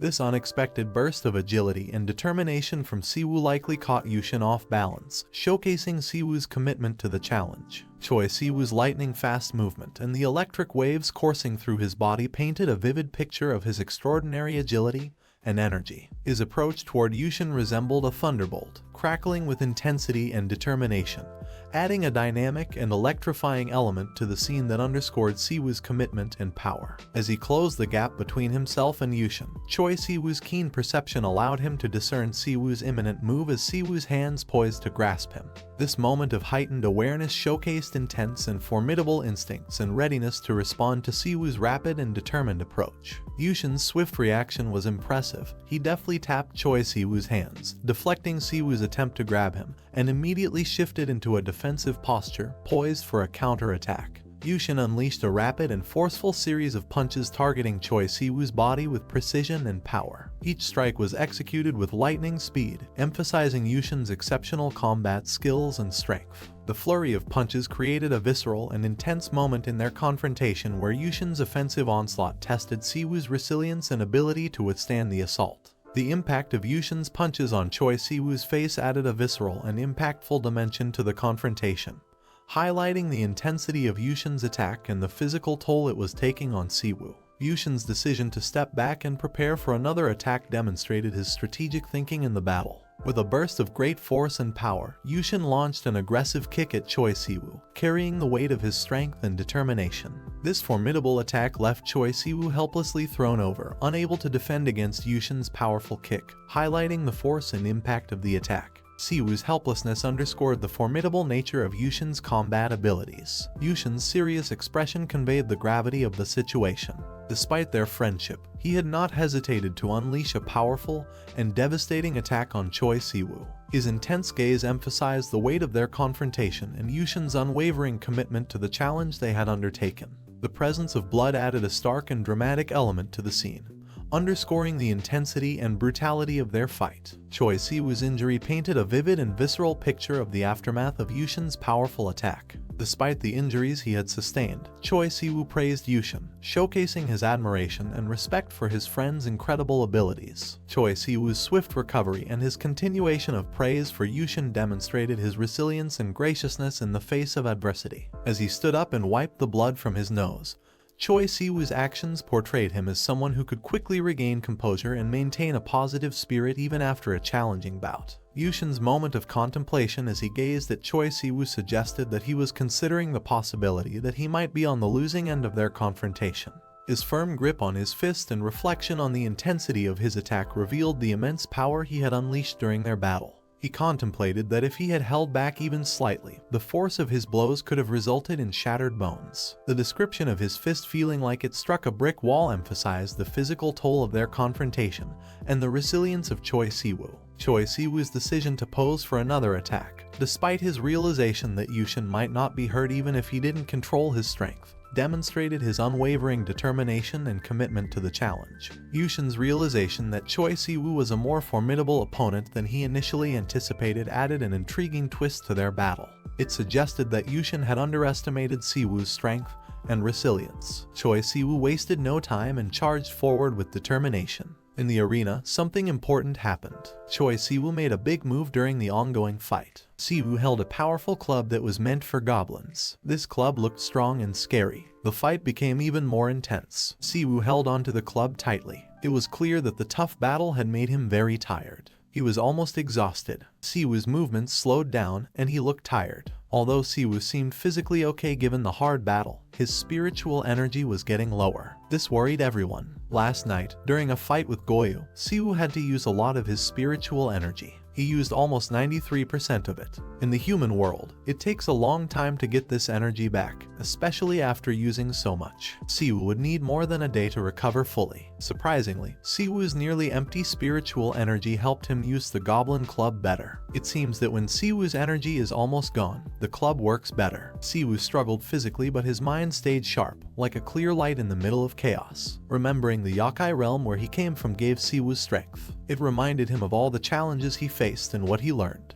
This made him want to win the current fight. As Siwoo was preparing to use the Goblin Club, he talked about it with Yushin. Yushin wondered if the club was really as powerful as people said. Siwoo was confident that it was. Yushin was surprised at how fast Siwoo changed from a serious fighter to a calm speaker. It showed that Siwoo had good control over his emotions. Siwoo quickly moved closer to Yushin and got ready to hit with the club. The club crackled with power, making the arena feel intense. Siwoo was determined to attack. He threw the club at Yushin, and it looked like a powerful attack. Yushin used his arms to block it, but it was clear that his arms had been hurt in past fights. Yushin thought about defending against the club when Siwoo was tired. He wanted to keep his distance and wait for Siwoo to get tired. But suddenly, Siwoo did something unexpected. Yushin didn't see it coming, and it got his attention. Siwoo put the club on the arena's roof. Yushin was surprised and asked why he did that. Siwoo explained that he felt it would be hard to win up close because he couldn't keep blocking Yushin's strong attacks forever. Siwoo knew he couldn't be as powerful as before, so he would have to be creative and clever in this fight. He realized that the club's strength had changed in the human world.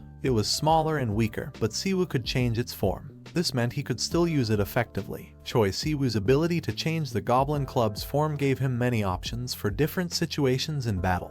He showed his clever thinking and strategy by using the club effectively. Siwoo knew how to adapt to the changing battle and use the club's changing shape well. He was skilled in understanding how battles work. When Siwoo attacked with the Goblin Club, Yushin got really scared. He realized that Siwoo's attack was dangerous. Siwoo threw the club like a powerful energy ball towards Yushin. It was terrifying, and Yushin tried to stop it with his bare hands. The crowd went silent. Yushin tried hard but couldn't stop the club's energy. He got pushed back and fell. Siwoo saw his chance and quickly moved closer to Yushin.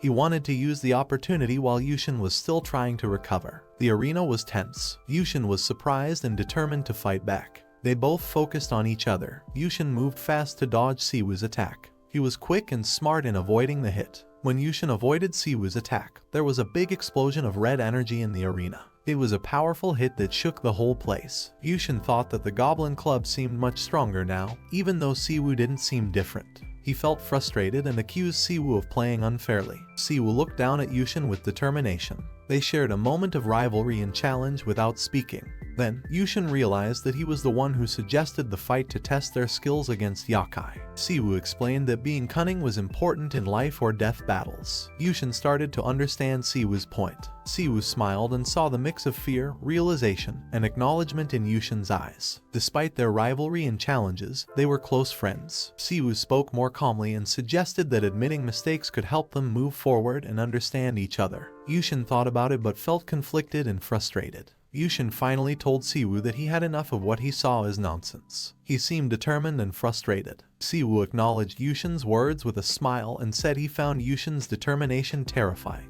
The tension was high and their emotions were clear. Choi Siwoo wasted no time and started another attack. He swung the Goblin Club with power and determination. But Yushin was quick and agile. He avoided Siwoo's strike and got ready to defend his principles. Siwoo controlled the Goblin Club with precision and was very focused. Siwoo tried to gain the upper hand by attacking Yushin from different angles and with great speed. Each of his strikes was precise and purposeful, showing his exceptional skills and agility. Yushin realized he had to match Siwoo's increasing speed but found it hard to keep up. In a surprising move, Siwoo changed the direction of the Goblin Club, catching Yushin off guard. Yushin wasn't sure if it was a trick or not. He tried to figure out Siwoo's intentions while staying alert for any tricks. Yushin struggled to defend against Siwoo's relentless attacks. He could only use one arm and shoulder to defend, and Siwoo's strikes were very powerful. Yushin got pushed back and the battle reached a dramatic point. The Goblin Club created a massive explosion with a clash, shaking the arena. Despite being weaker than before, Siwoo's attacks were still very strong.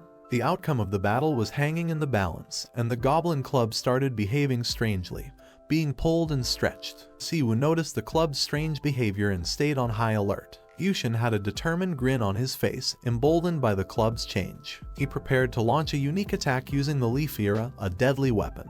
Yushin's attack created a powerful wind and energy vortex, surprising Siwoo. Siwoo was momentarily stunned by Yushin's attack. He didn't know how to react to this unexpected move. Yushin specifically targeted the Goblin Club to neutralize Siwoo's powerful weapon. Yushin's tactic showed his awareness of the situation. Yushin's attack cut the Goblin Club and severed it from the arena's roof. Siwoo was astonished by this. Yushin wasted no time and closed the distance between them. Siwoo quickly grabbed the club and hurled it as a compact ball-like shape toward Yushin. Yushin dodged the projectile with quick reflexes, narrowly avoiding a devastating impact. He couldn't rely on any special tools for his martial art, which made his attack unpredictable. Choi Siwoo clutched the Goblin Club and prepared to counter Yushin. The tension was high as they got ready for the next move. Yushin was trying to find a balance between delivering a powerful strike and maintaining precision.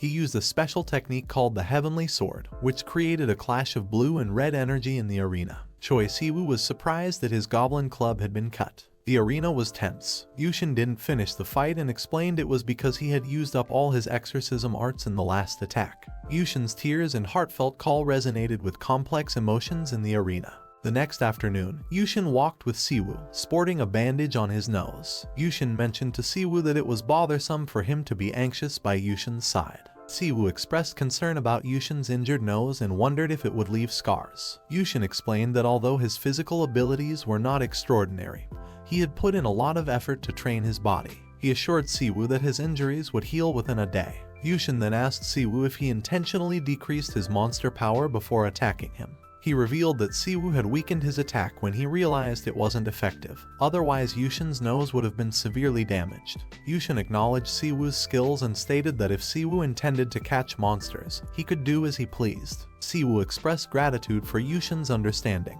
However, Yushin clarified that he didn't truly understand Siwoo's situation.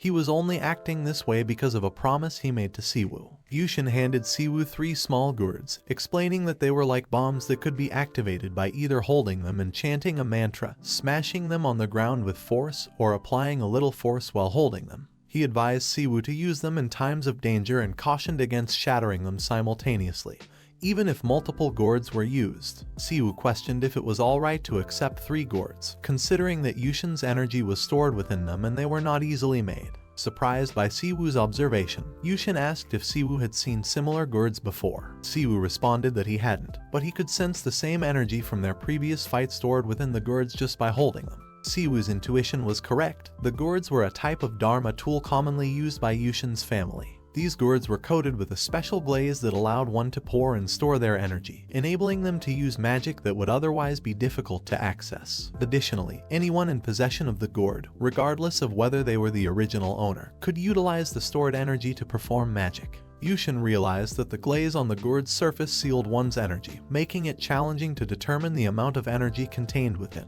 Yushin then asked Siwoo to show him his hand. Siwoo extended his hand, wondering if there was something on it. Yushin examined Siwoo's hand and was shocked to discover that Siwoo possessed the skills of a spiritual person, much like a shaman. Confused and surprised, Yushin concluded that Siwoo had special abilities, considering his ability to sense the energy of the 3 colored streams and his appearance during their fight. Siwoo inquired about Yushin's reaction, prompting Yushin to think that if Siwoo wasn't a monster, he would have immediately informed his father. Yushin believed that Siwoo's talent was significant enough to be accepted as an external student, and it was unlikely that anyone would have a problem with it.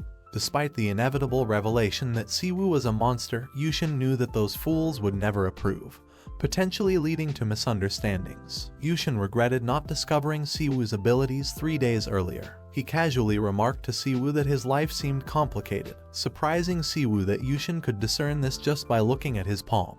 Yushin inquires when Siwoo will return to school. Siwoo mentions needing a new uniform and not having anything else to wear besides his tracksuit. Yushin playfully suggests that it will be fun to see how people react when Siwoo goes back to school since no one will recognize him. Siwoo, however, feels overwhelmed just thinking about the situation at school. Yushin realizes that it's getting late and suggests grabbing a meal. Siwoo proposes eating at a nearby place, and he offers to pay. Yushin, recalling the delicious kimchi fried rice Siwoo made, suggests going to Siwoo's place and offers to buy pork from the supermarket. Siwoo hesitates, mentioning that there's a guest at his house, and it wouldn't be a convenient place to eat. Yushin tells Siwoo not to push himself and assures him that he doesn't need to explain his involvement with the monsters. Yushin decides to leave for the day, telling Siwoo to treat him next time and advising him to face his upcoming matters with confidence. After Yushin's departure, Siwoo goes to a secluded location to find the place Mangti instructed him to visit.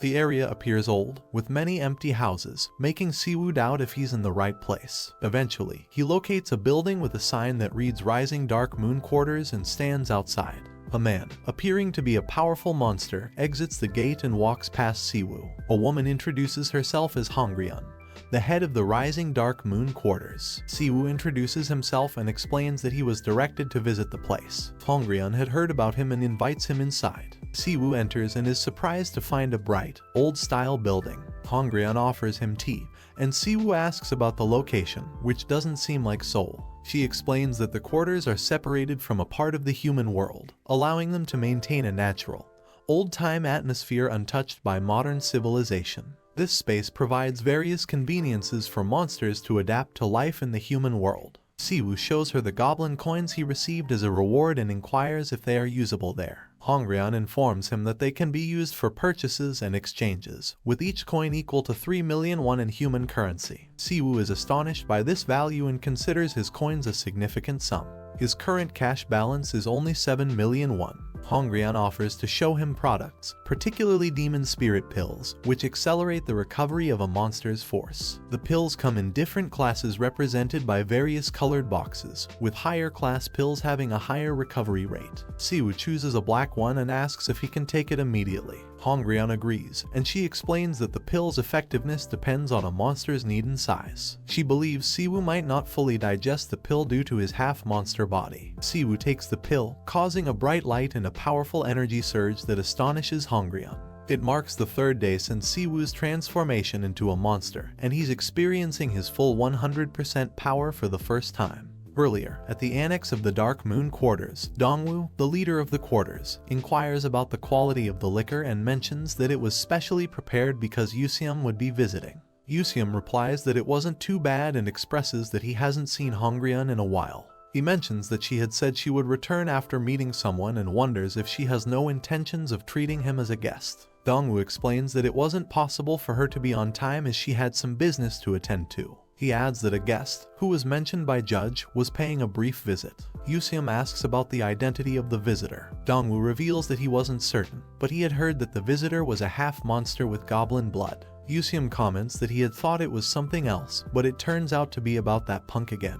He finds it amusing that even Grandpa is going out of his way to find a halfling and make them fight in the festival. Yuseum doesn't even consider him a monster. Dongwoo looks at him speechless, and Yuseum, with an angry expression, questions if serving him alcohol is boring for Dongwoo or if his half-monster status displeases him. Yuseum smirks and shares that his older sister had told him about a 1,000-year-old tradition highly regarded by the people of the quarters. However, he believes that Rising Dark Moon is merely a gathering for halflings with nowhere else to go. Yuseum insults the monsters of the quarters, claiming that they couldn't be accepted by humans or monsters, which is why they created this space to seek acknowledgement. He asserts that they will never be called monsters. Dongwoo smiles and suggests that they cannot predict the future. He asks if Yuseum would like another cup of alcohol. Yuseum sighs and admits that teasing Dongwoo isn't fun. He inquires when he can go out. Dongwoo informs him that all preparations will be completed by today, including exchanging all the coins and arranging the residence and status Yuseum will be using as a human, as per his request. Yuseum appreciates Dongwoo for handling everything faster than expected. Dongwoo acknowledges that Yuseum risked his life for the sake of the human world, so he did his best. Yuseum claims that he did it out of hatred. While drinking, he contemplates that if he can make more contributions and improve his reputation, his father will recognize his right to participate in the festival. The only difference between him and his siblings is that he was born 100 years later. He puts the cup down and curses Hongryun for not showing up yet. Dongwoo offers to call her, but Yuseum insists that it's fine and instead entrusts Dongwoo with something, rather than having a drinking partner. Yuseum explains that while he is residing in the human world, he wants Hongryun to serve him. Dongwoo is shocked by this request. Yuseum clarifies that he shouldn't misunderstand, as he has no intention of playing with a mere halfling. Dongwoo assures him that they don't engage in such activities. Yuseum looks at him angrily and reminds Dongwoo that he is a merchant who should remain silent and fulfill the request of a valuable paying client. Suddenly, Siwoo releases a powerful energy, surprising both Yuseum and Dongwoo. Similar to water, Kai flowed through all creations and was just a temporary gathering for living beings, although its components and usage varied. It was said that no matter how much one expanded their bowl, they couldn't hold more than its volume, a fundamental principle. Siwoo inquired about Hongryun's well-being and mentioned that she had encountered an unnecessary mishap because of him. However, the pill was even more extraordinary than she had described, empowering Siwoo with a tremendous energy. Yet, this obvious principle didn't apply to the current Siwoo. Yuseum criticized Siwoo for recklessly dispersing his energy without caution in such a place, calling him uneducated. Yuseum saw this as an opportunity to teach Siwoo a lesson if he couldn't comprehend the situation.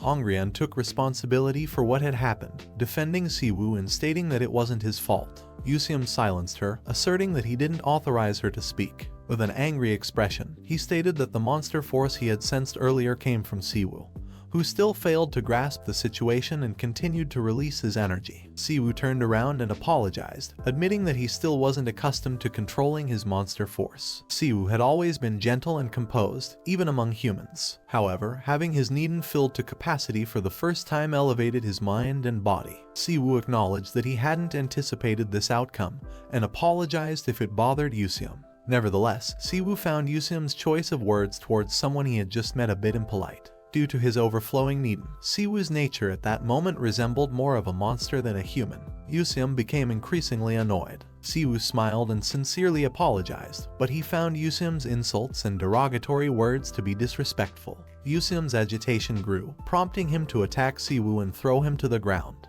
Yuseum asserted that it would be best for Siwoo to not overstep his boundaries. He clarified that this wasn't a fight but rather a disciplinary action, and a process of teaching manners. Yuseum pointed his fingers upward, causing Siwoo to be struck by an unseen force. Hongrian shouted, urging Yuseum to stop since violence was prohibited in the Dark Moon quarters, warning that the higher-ups would not overlook this incident. Yuseum attacked Hongrian as well, remarking that he had believed she was clever among the group, but now she had revealed herself to be nothing more than a halfling. Hongrian realized that she didn't sense any monster force, but she had been targeted by an invisible attack, a unique ability of the Hidi species. Yuseum called Siwoo to come over and kneel in front of him, claiming that he would instill the manners that Yuming should have taught Siwoo. Siwoo removed his jacket and calmly approached Yuseum. He pointed out that Yuseum should have approached the situation more politely if he wanted to talk, instead of resorting to physical violence. Siwoo assumed a fighting stance and encouraged Yuseum to continue what they had started. Enraged, Yuseum attacked Siwoo, but to his surprise, Siwoo skillfully blocked his blows with punches. Both Yuseum and Hongrian were shocked by Siwoo's defensive skills. Siwoo explained that Yuseum had thrown water at him, remarking that he didn't understand the basics of monster art. It appeared as though Yuseum was shooting small droplets of water at an incredibly fast rate, and the first thing Siwoo was hit with was probably the tea on the floor. It felt like being hit by a car. Siwoo then speculated that Yuseum could utilize the moisture in the air, or the dew on the grass, and the farther the firing distance, the more powerful the attack became. Siwoo mentioned a similar experience he had with someone the previous night, comparing Yuseum's abilities as weaker in comparison. Yuseum looked at him in shock and fear. Siwoo apologized and swiftly retaliated against Yuseum. Anticipating Siwoo's attack pattern through his monster force, Yuseum attempted to strike Siwoo. However, Siwoo changed direction and landed a punch in Yuseum's stomach. He revealed that this was a technique Yushin used to read his movements. Hongrian was astonished to witness Siwoo striking Yuseum. Siwoo laughed and remarked that Yuseum had been hit. The reason Hongrian was shocked wasn't just one, it was because of the first encounter, the first confrontation with magic, and the way Siwoo casually deflected Yuseum's attack as it was nothing, and he realized his energy could be read by the opponent, so he hit his actual attack with a different direction of attack and then changed his attack to hit Yuseum with the opening he created. Siwoo stands in front of Yuseum, who is kneeling. Hongrian thinks that the descendants of goblins appeared only 3 days ago, and until then Siwoo was surely just human. Then what could have happened for a mere 3-day-old yokai to possess such proficiency? Siwoo asks if it ends here and says if Yuseum was going to end it he should at least apologize properly. He says he might have caused a ruckus, but Hongrian was different and was just trying to stop the fight, and no matter how he look at it, it was 100% Yuseum's fault, so he should kneel down and apologize. Suddenly an ice blade hits Siwoo's hand and Yuseum tries to attack Siwoo. Siwoo dodges and kicks Yuseum, sending him flying. The Hidi clan's unique magic Clear Autumn water controls and manipulates the surrounding water, and it was similar to northern martial arts, but the difference was that it can amplify water pressure to the extreme and create weapons as sharp as metal. Suddenly Siwoo starts bleeding from his nose and eyes. The Hidi clan can also infiltrate even the tiniest amount of water into the target's body, and can utilize it as a living venom. Siwoo falls on the ground due to the effects of the poison. Yuseum says, smiling, that even though a yokai can regenerate their limbs, but when it comes to poison or infections the recovery takes much longer, and Siwoo have never experienced it as a human. Yuseum says that even though Siwoo was powerful even for a half-blood, maybe because of the exceptional lineage he inherited. Yusiam uses his powers and summons a huge amount of water and says that he wants to make it clear that Siwoo was no match for a true yokai no matter how half-blood he was. Siwoo gets up saying he didn't care whether it was a real yokai or a phony, but he was certain of one thing, that Yusiam was getting on his nerves. Siwoo reveals his horn and looks at Yusiam with a raged look. Yusiam gets surprised to see Siwoo healed already. He gets triggered and attacks Siwoo with the water which he extracts from a nearby underground reservoir. It was an advanced technique which can compress the water to the extent, and the actual weight of the water gets 100 times more than it appears. The water rushes towards Siwoo to hit him. He takes out his Goblin Club and remembers his fight with Yushin when the form the club takes can greatly increase its power according to the situation. Siwoo turns the club into a sword and attacks the flowing water. He focused entirely on sheer sharpness, and in addition to his excess amount of energy, Siwoo's inner elixir unleashed an output that would have been impossible for the usual Siwoo. Siwoo cuts the water into half with his sword. Yusiam gets confused as Siwoo disappears from his sight. Suddenly Siwoo appears behind him. He asks that as long as he have enough energy, losing an arm or two didn't matter. Yusiam turns around. Siwoo cuts Yusiam's both arms off. Yusiam screams in pain. Siwoo asks if having his arm cut was that unbearable to Yusiam and says he thought Yusiam would be accustomed to pain since Yusiam said he was a real yokai. Siwoo kicks Yusiam back into the hallway. The reason why Yusiam was trembling wasn't because of the pain of losing arms, but because of the fear of confronting someone who overpowers him. Siwoo stands in front of him with a raged look and asks shouldn't Yusiam be saying sorry by then. Yusiam gets scared and shouts that he was sorry. Siwoo sighs and points at Hongryun saying that he should apologize to her properly. Yusiam resists. Siwoo looks at him with an angry expression and says he can't believe Yusiam was still not getting it, and if it was that hard to change his ways then he can do as he please. Yusiam gets scared and rushes towards Hongryun and apologizes to her. In the human world, at Siwoo's house, Sealwa wakes up and complains that she told Siwoo to fetch water for her. She yawns and sits annoyed asking where Siwoo was wandering, leaving his guest behind.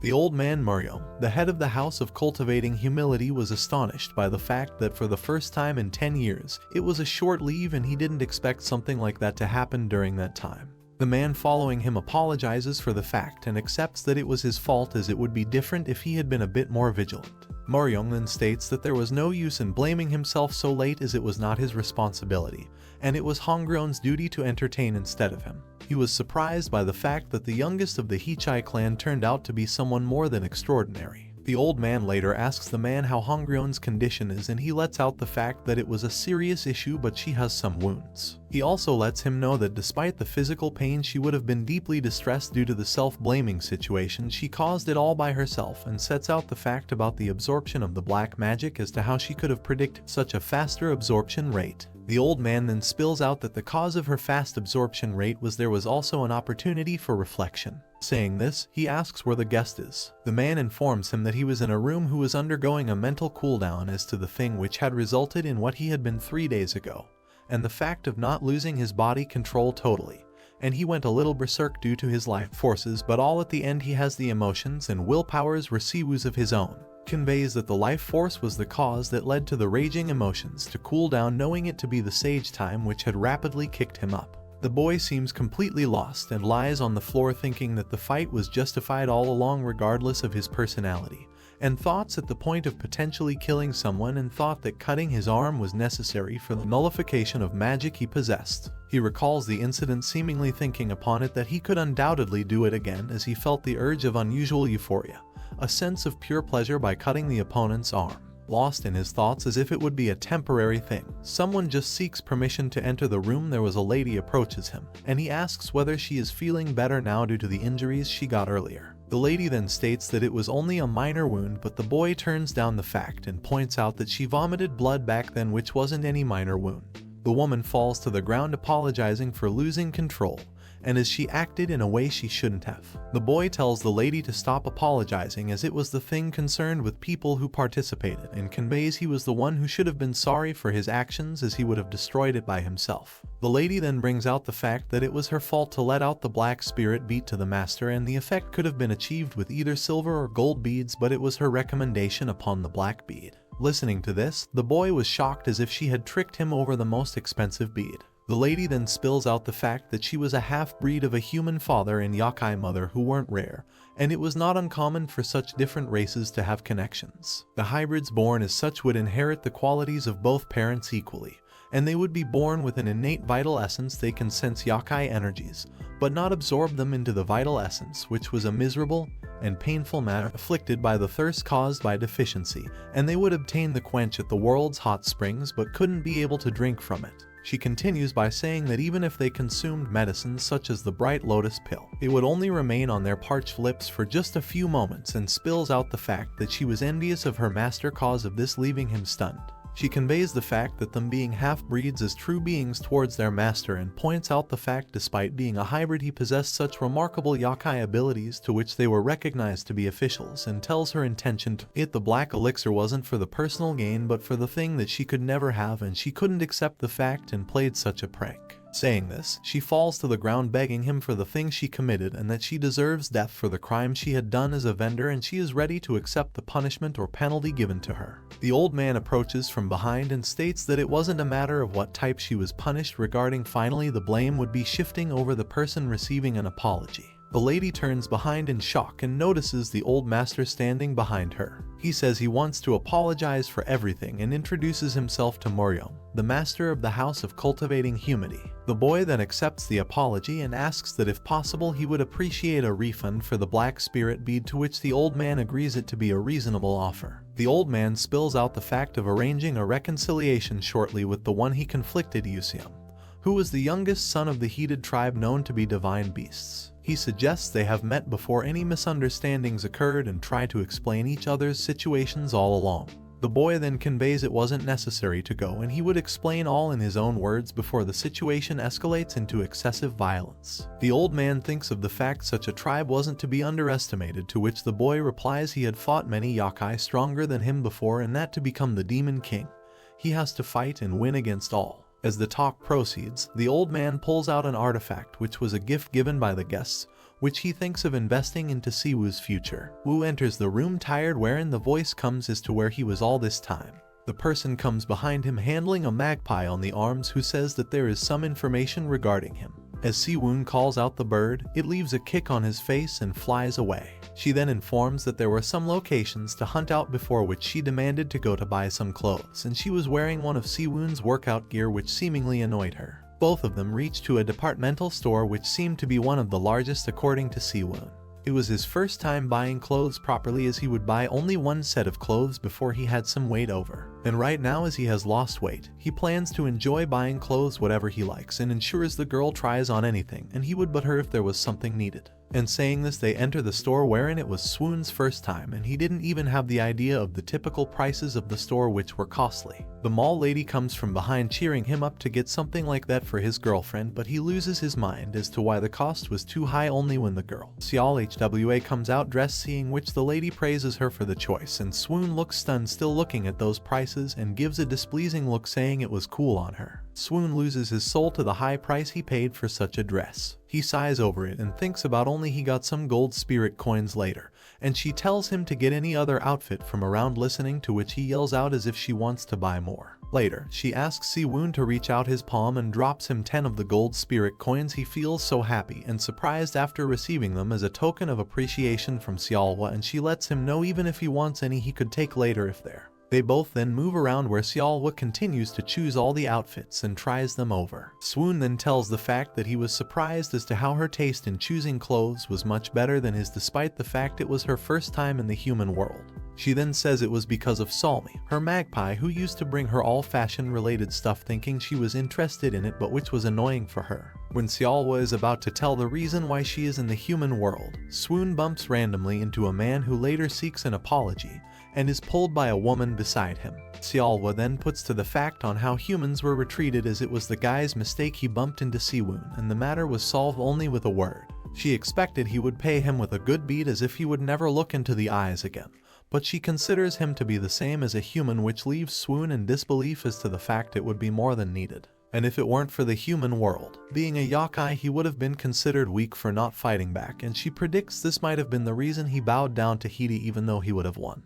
Listening to this, Si-woon stands surprised as to how she knew, and she then reveals the fact that she recognized one of the foul orders from the wet dog at his home, who was one of the youngest brothers she has known since it was her friend's sibling. She fights later with her, stomping her hard, saying to never meet again. She was now 100 years older than her, after which she hadn't seen him since then but knew he was behind the threats. Saying this, she also states the fact to Si-woon that if he ever stomped, he must give it hard, and says he should be prepared to kill whatever he faces, something like that here. The couple rushes around the mall where the man vanishes. Unknowingly, the woman starts looking around where he had vanished, and nearby is a man who is sipping over his drinks and scares a child staring at him by pulling out the bloodied glasses from his mouth, seeming that he ate the man before. The man approaches from behind, asking why he is acting as such, and he then takes the thing seriously, the fact that they were given a divided area to take care of, after which the other man states that the underground yokai were already tracking their activities and they have been hunting since a month, and finds it comical to think they were retreating as they were scared, and he conveys there was no reason to restrict for them to hunt against for their prey, and saying this he asks Chin to assist him for the fact that he noticed 2 of the peninsula yokai have come, which they would catch and consume them. The scene returns to Si-woon learning the purpose Seol-wo had to visit the store, and her reason was due to Salmi, where she had the information of most human disappearances around in the store. And this was quite an opportunity for them to catch such demons rather than to flee. But she was surprised at how those creatures were nesting over instead of fleeing from the area around, and this area of the city turned out to be the hunting ground that they seriously misunderstood. The scene opens with Seol-wo stating the reason for the high population in the area wasn't only due to the department store, but also the fact that there was the subway station, which had 3 intersection tracks wherein the bus terminal was connecting other regions of Seoul, which have made it to Tain center of Seoul, due to which it remained to be the denser area around, and if any people were missing it would have been barely noticeable unless they escaped people around and the CCTV hovering in the area, and people would have thought if the person has been misperceived somewhere else rather than considering them to be lost. Saying this, she also states the fact that she already traced out 4 other yokes who might be around them and predicts the location where they were hiding. Swoon then reminds that this would be reported to the judge. Seol-wo says that in that case there wouldn't be any fight, and they were setting up some kind of provocation, as if they already had a plan if any other would be set up into their trap, and says that they were the ones to catch them, and even if it was a contingency plan, it was better to run it out rather than getting defeated. And looking around with all those people, they have to be cautious enough not to cause any harm to them. Those 4 yokai will have a greater opportunity to take this as an advantage, and concludes that this wasn't any kind of test assigned to them by the master, and frankly states that if they would be a step ahead, they would have no solution for the situation. Swoon then stated that it was unlikely for the subway to be empty, and reminded the fact that the department store was going to close soon. Then Seol-wo grins and states the fact it would be fine as long as the staff members stay. At the rooftop garden at the department store, the woman calls out where Madir is, after which a man comes forward conveying she left and wasn't interested in this matter. These were probably the 4 of yokai. The one at the store, Chain, declines the fact as she isn't interested in giving up the leisurely abundant meal, and states that he was making the 50-50 deal as if to join the gamble. She simply puts up the fact that they were the ones who seemed false and weren't trustworthy, to which Ray rages up to the fact of how she could ever think of facing them, and she turns down the fact she doesn't have any intentions of it and decides to part ways with them, and thanks him for the last moments as she learned many things from him and wishes them good luck. Ray was narrating this incident to the other 2 of his members, Byran and Yran, where he explained what Chain Madir told him before she left, to which Ray states she didn't have a proper force even to start with. They were the 4 siblings, and they didn't expect Madir to leave as such, despite the fact how much she liked to consume humans. The other sibling then asks Ray what they would do regarding the thing they would do after finishing off the 2 newcomers who just arrived. Ray then conveys the fact they would be continuing hunting in a new area,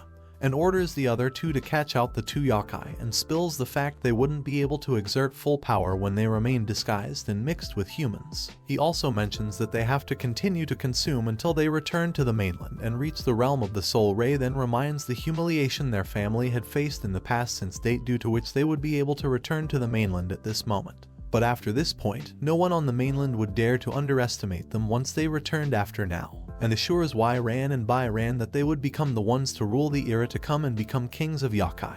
The 3 of the siblings feel the power of the yokai, the inherent magic purple whisper in the store building, which was Seol-wo who was ordering all the humans to return to their homes quickly right now. after which Seolwa traces out and finds that there are only 3 members instead of 4. Later Ray senses the power below him, and to which she reaches the place where those 3 siblings are. Seolwa then rakes the rooftop and smells that those 3 are relatively nearer to her. Ray then tells Ran to calm down and orders Y to go down to the floor to catch Siwoon and says he will handle Seolwa. Then she vanishes from the sight, to which Seolwa puts a pitiful expression as to the fact she could have been saved if he ordered her to run instead.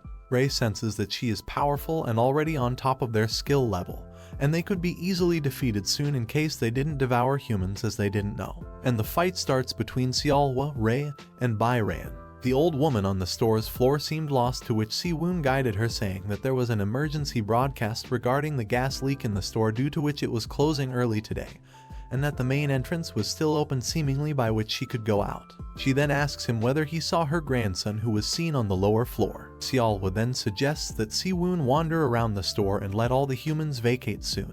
As he leaves to search on the floors, he faces Y, who says that he is her type and they won't fight each other, and admits she likes him, leaving Siwoon confused. She states that she already devoured a human who was coming from the top and saying it was a shame before completing the sentence. Swoon kicks her with full power. Swoon kicks Ran furiously as to what she had done and failed to understand the fact that yokai devoured humans and that yokai were merely threats to humans. Ran up impressed, as she thought Siwoon was basically super weak, and creepingly spoke out he was looking tasty to her now, listening to which Siwoon attacks Ran.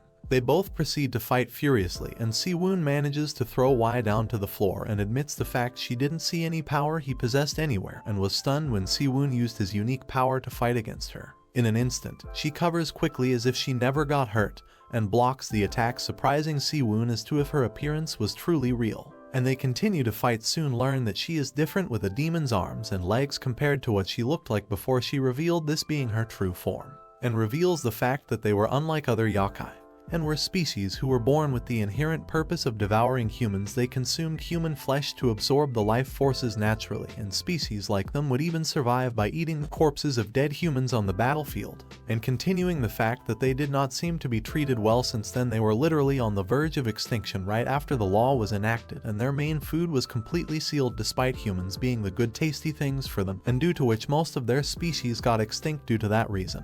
And after which some of them infiltrated their stomach with humans, who later paid the price by killing other yokai, their parents among them. Y continues her story after those 3 stayed to live in the shadow worlds of humans, where they couldn't even maintain their human appearances, thereby surviving in the sewers covered with human filth. After which they preyed on humans and turned into humans where they could walk under a clear sky, and stated the fact as if it wasn't any mistake to eat humans, which they had been doing for years. She then confesses the fact that she found the yokai she liked in Siwoon, and she didn't want to kill him just because of the rule. Then Siwoon confirms her that he wasn't any yokai, and he was the hope of someone who was looking him to rule over in the future, and calls over Y to fight him instead of blabbering stuff, listening to which she throws even more stronger attacks than before, and Siwoon wonders how much has his strength, skills, and abilities were which contributed to their newfound strength. Ran then undoubtedly confirmed that she could finish him off without issues, and the fact that yokai was not about to consume alone, which would provide extraordinary elixir which provided them explosive benefits. Siwoon then asks about the attack she did earlier, and she says it was the most powerful attack which had the highest chances of winning.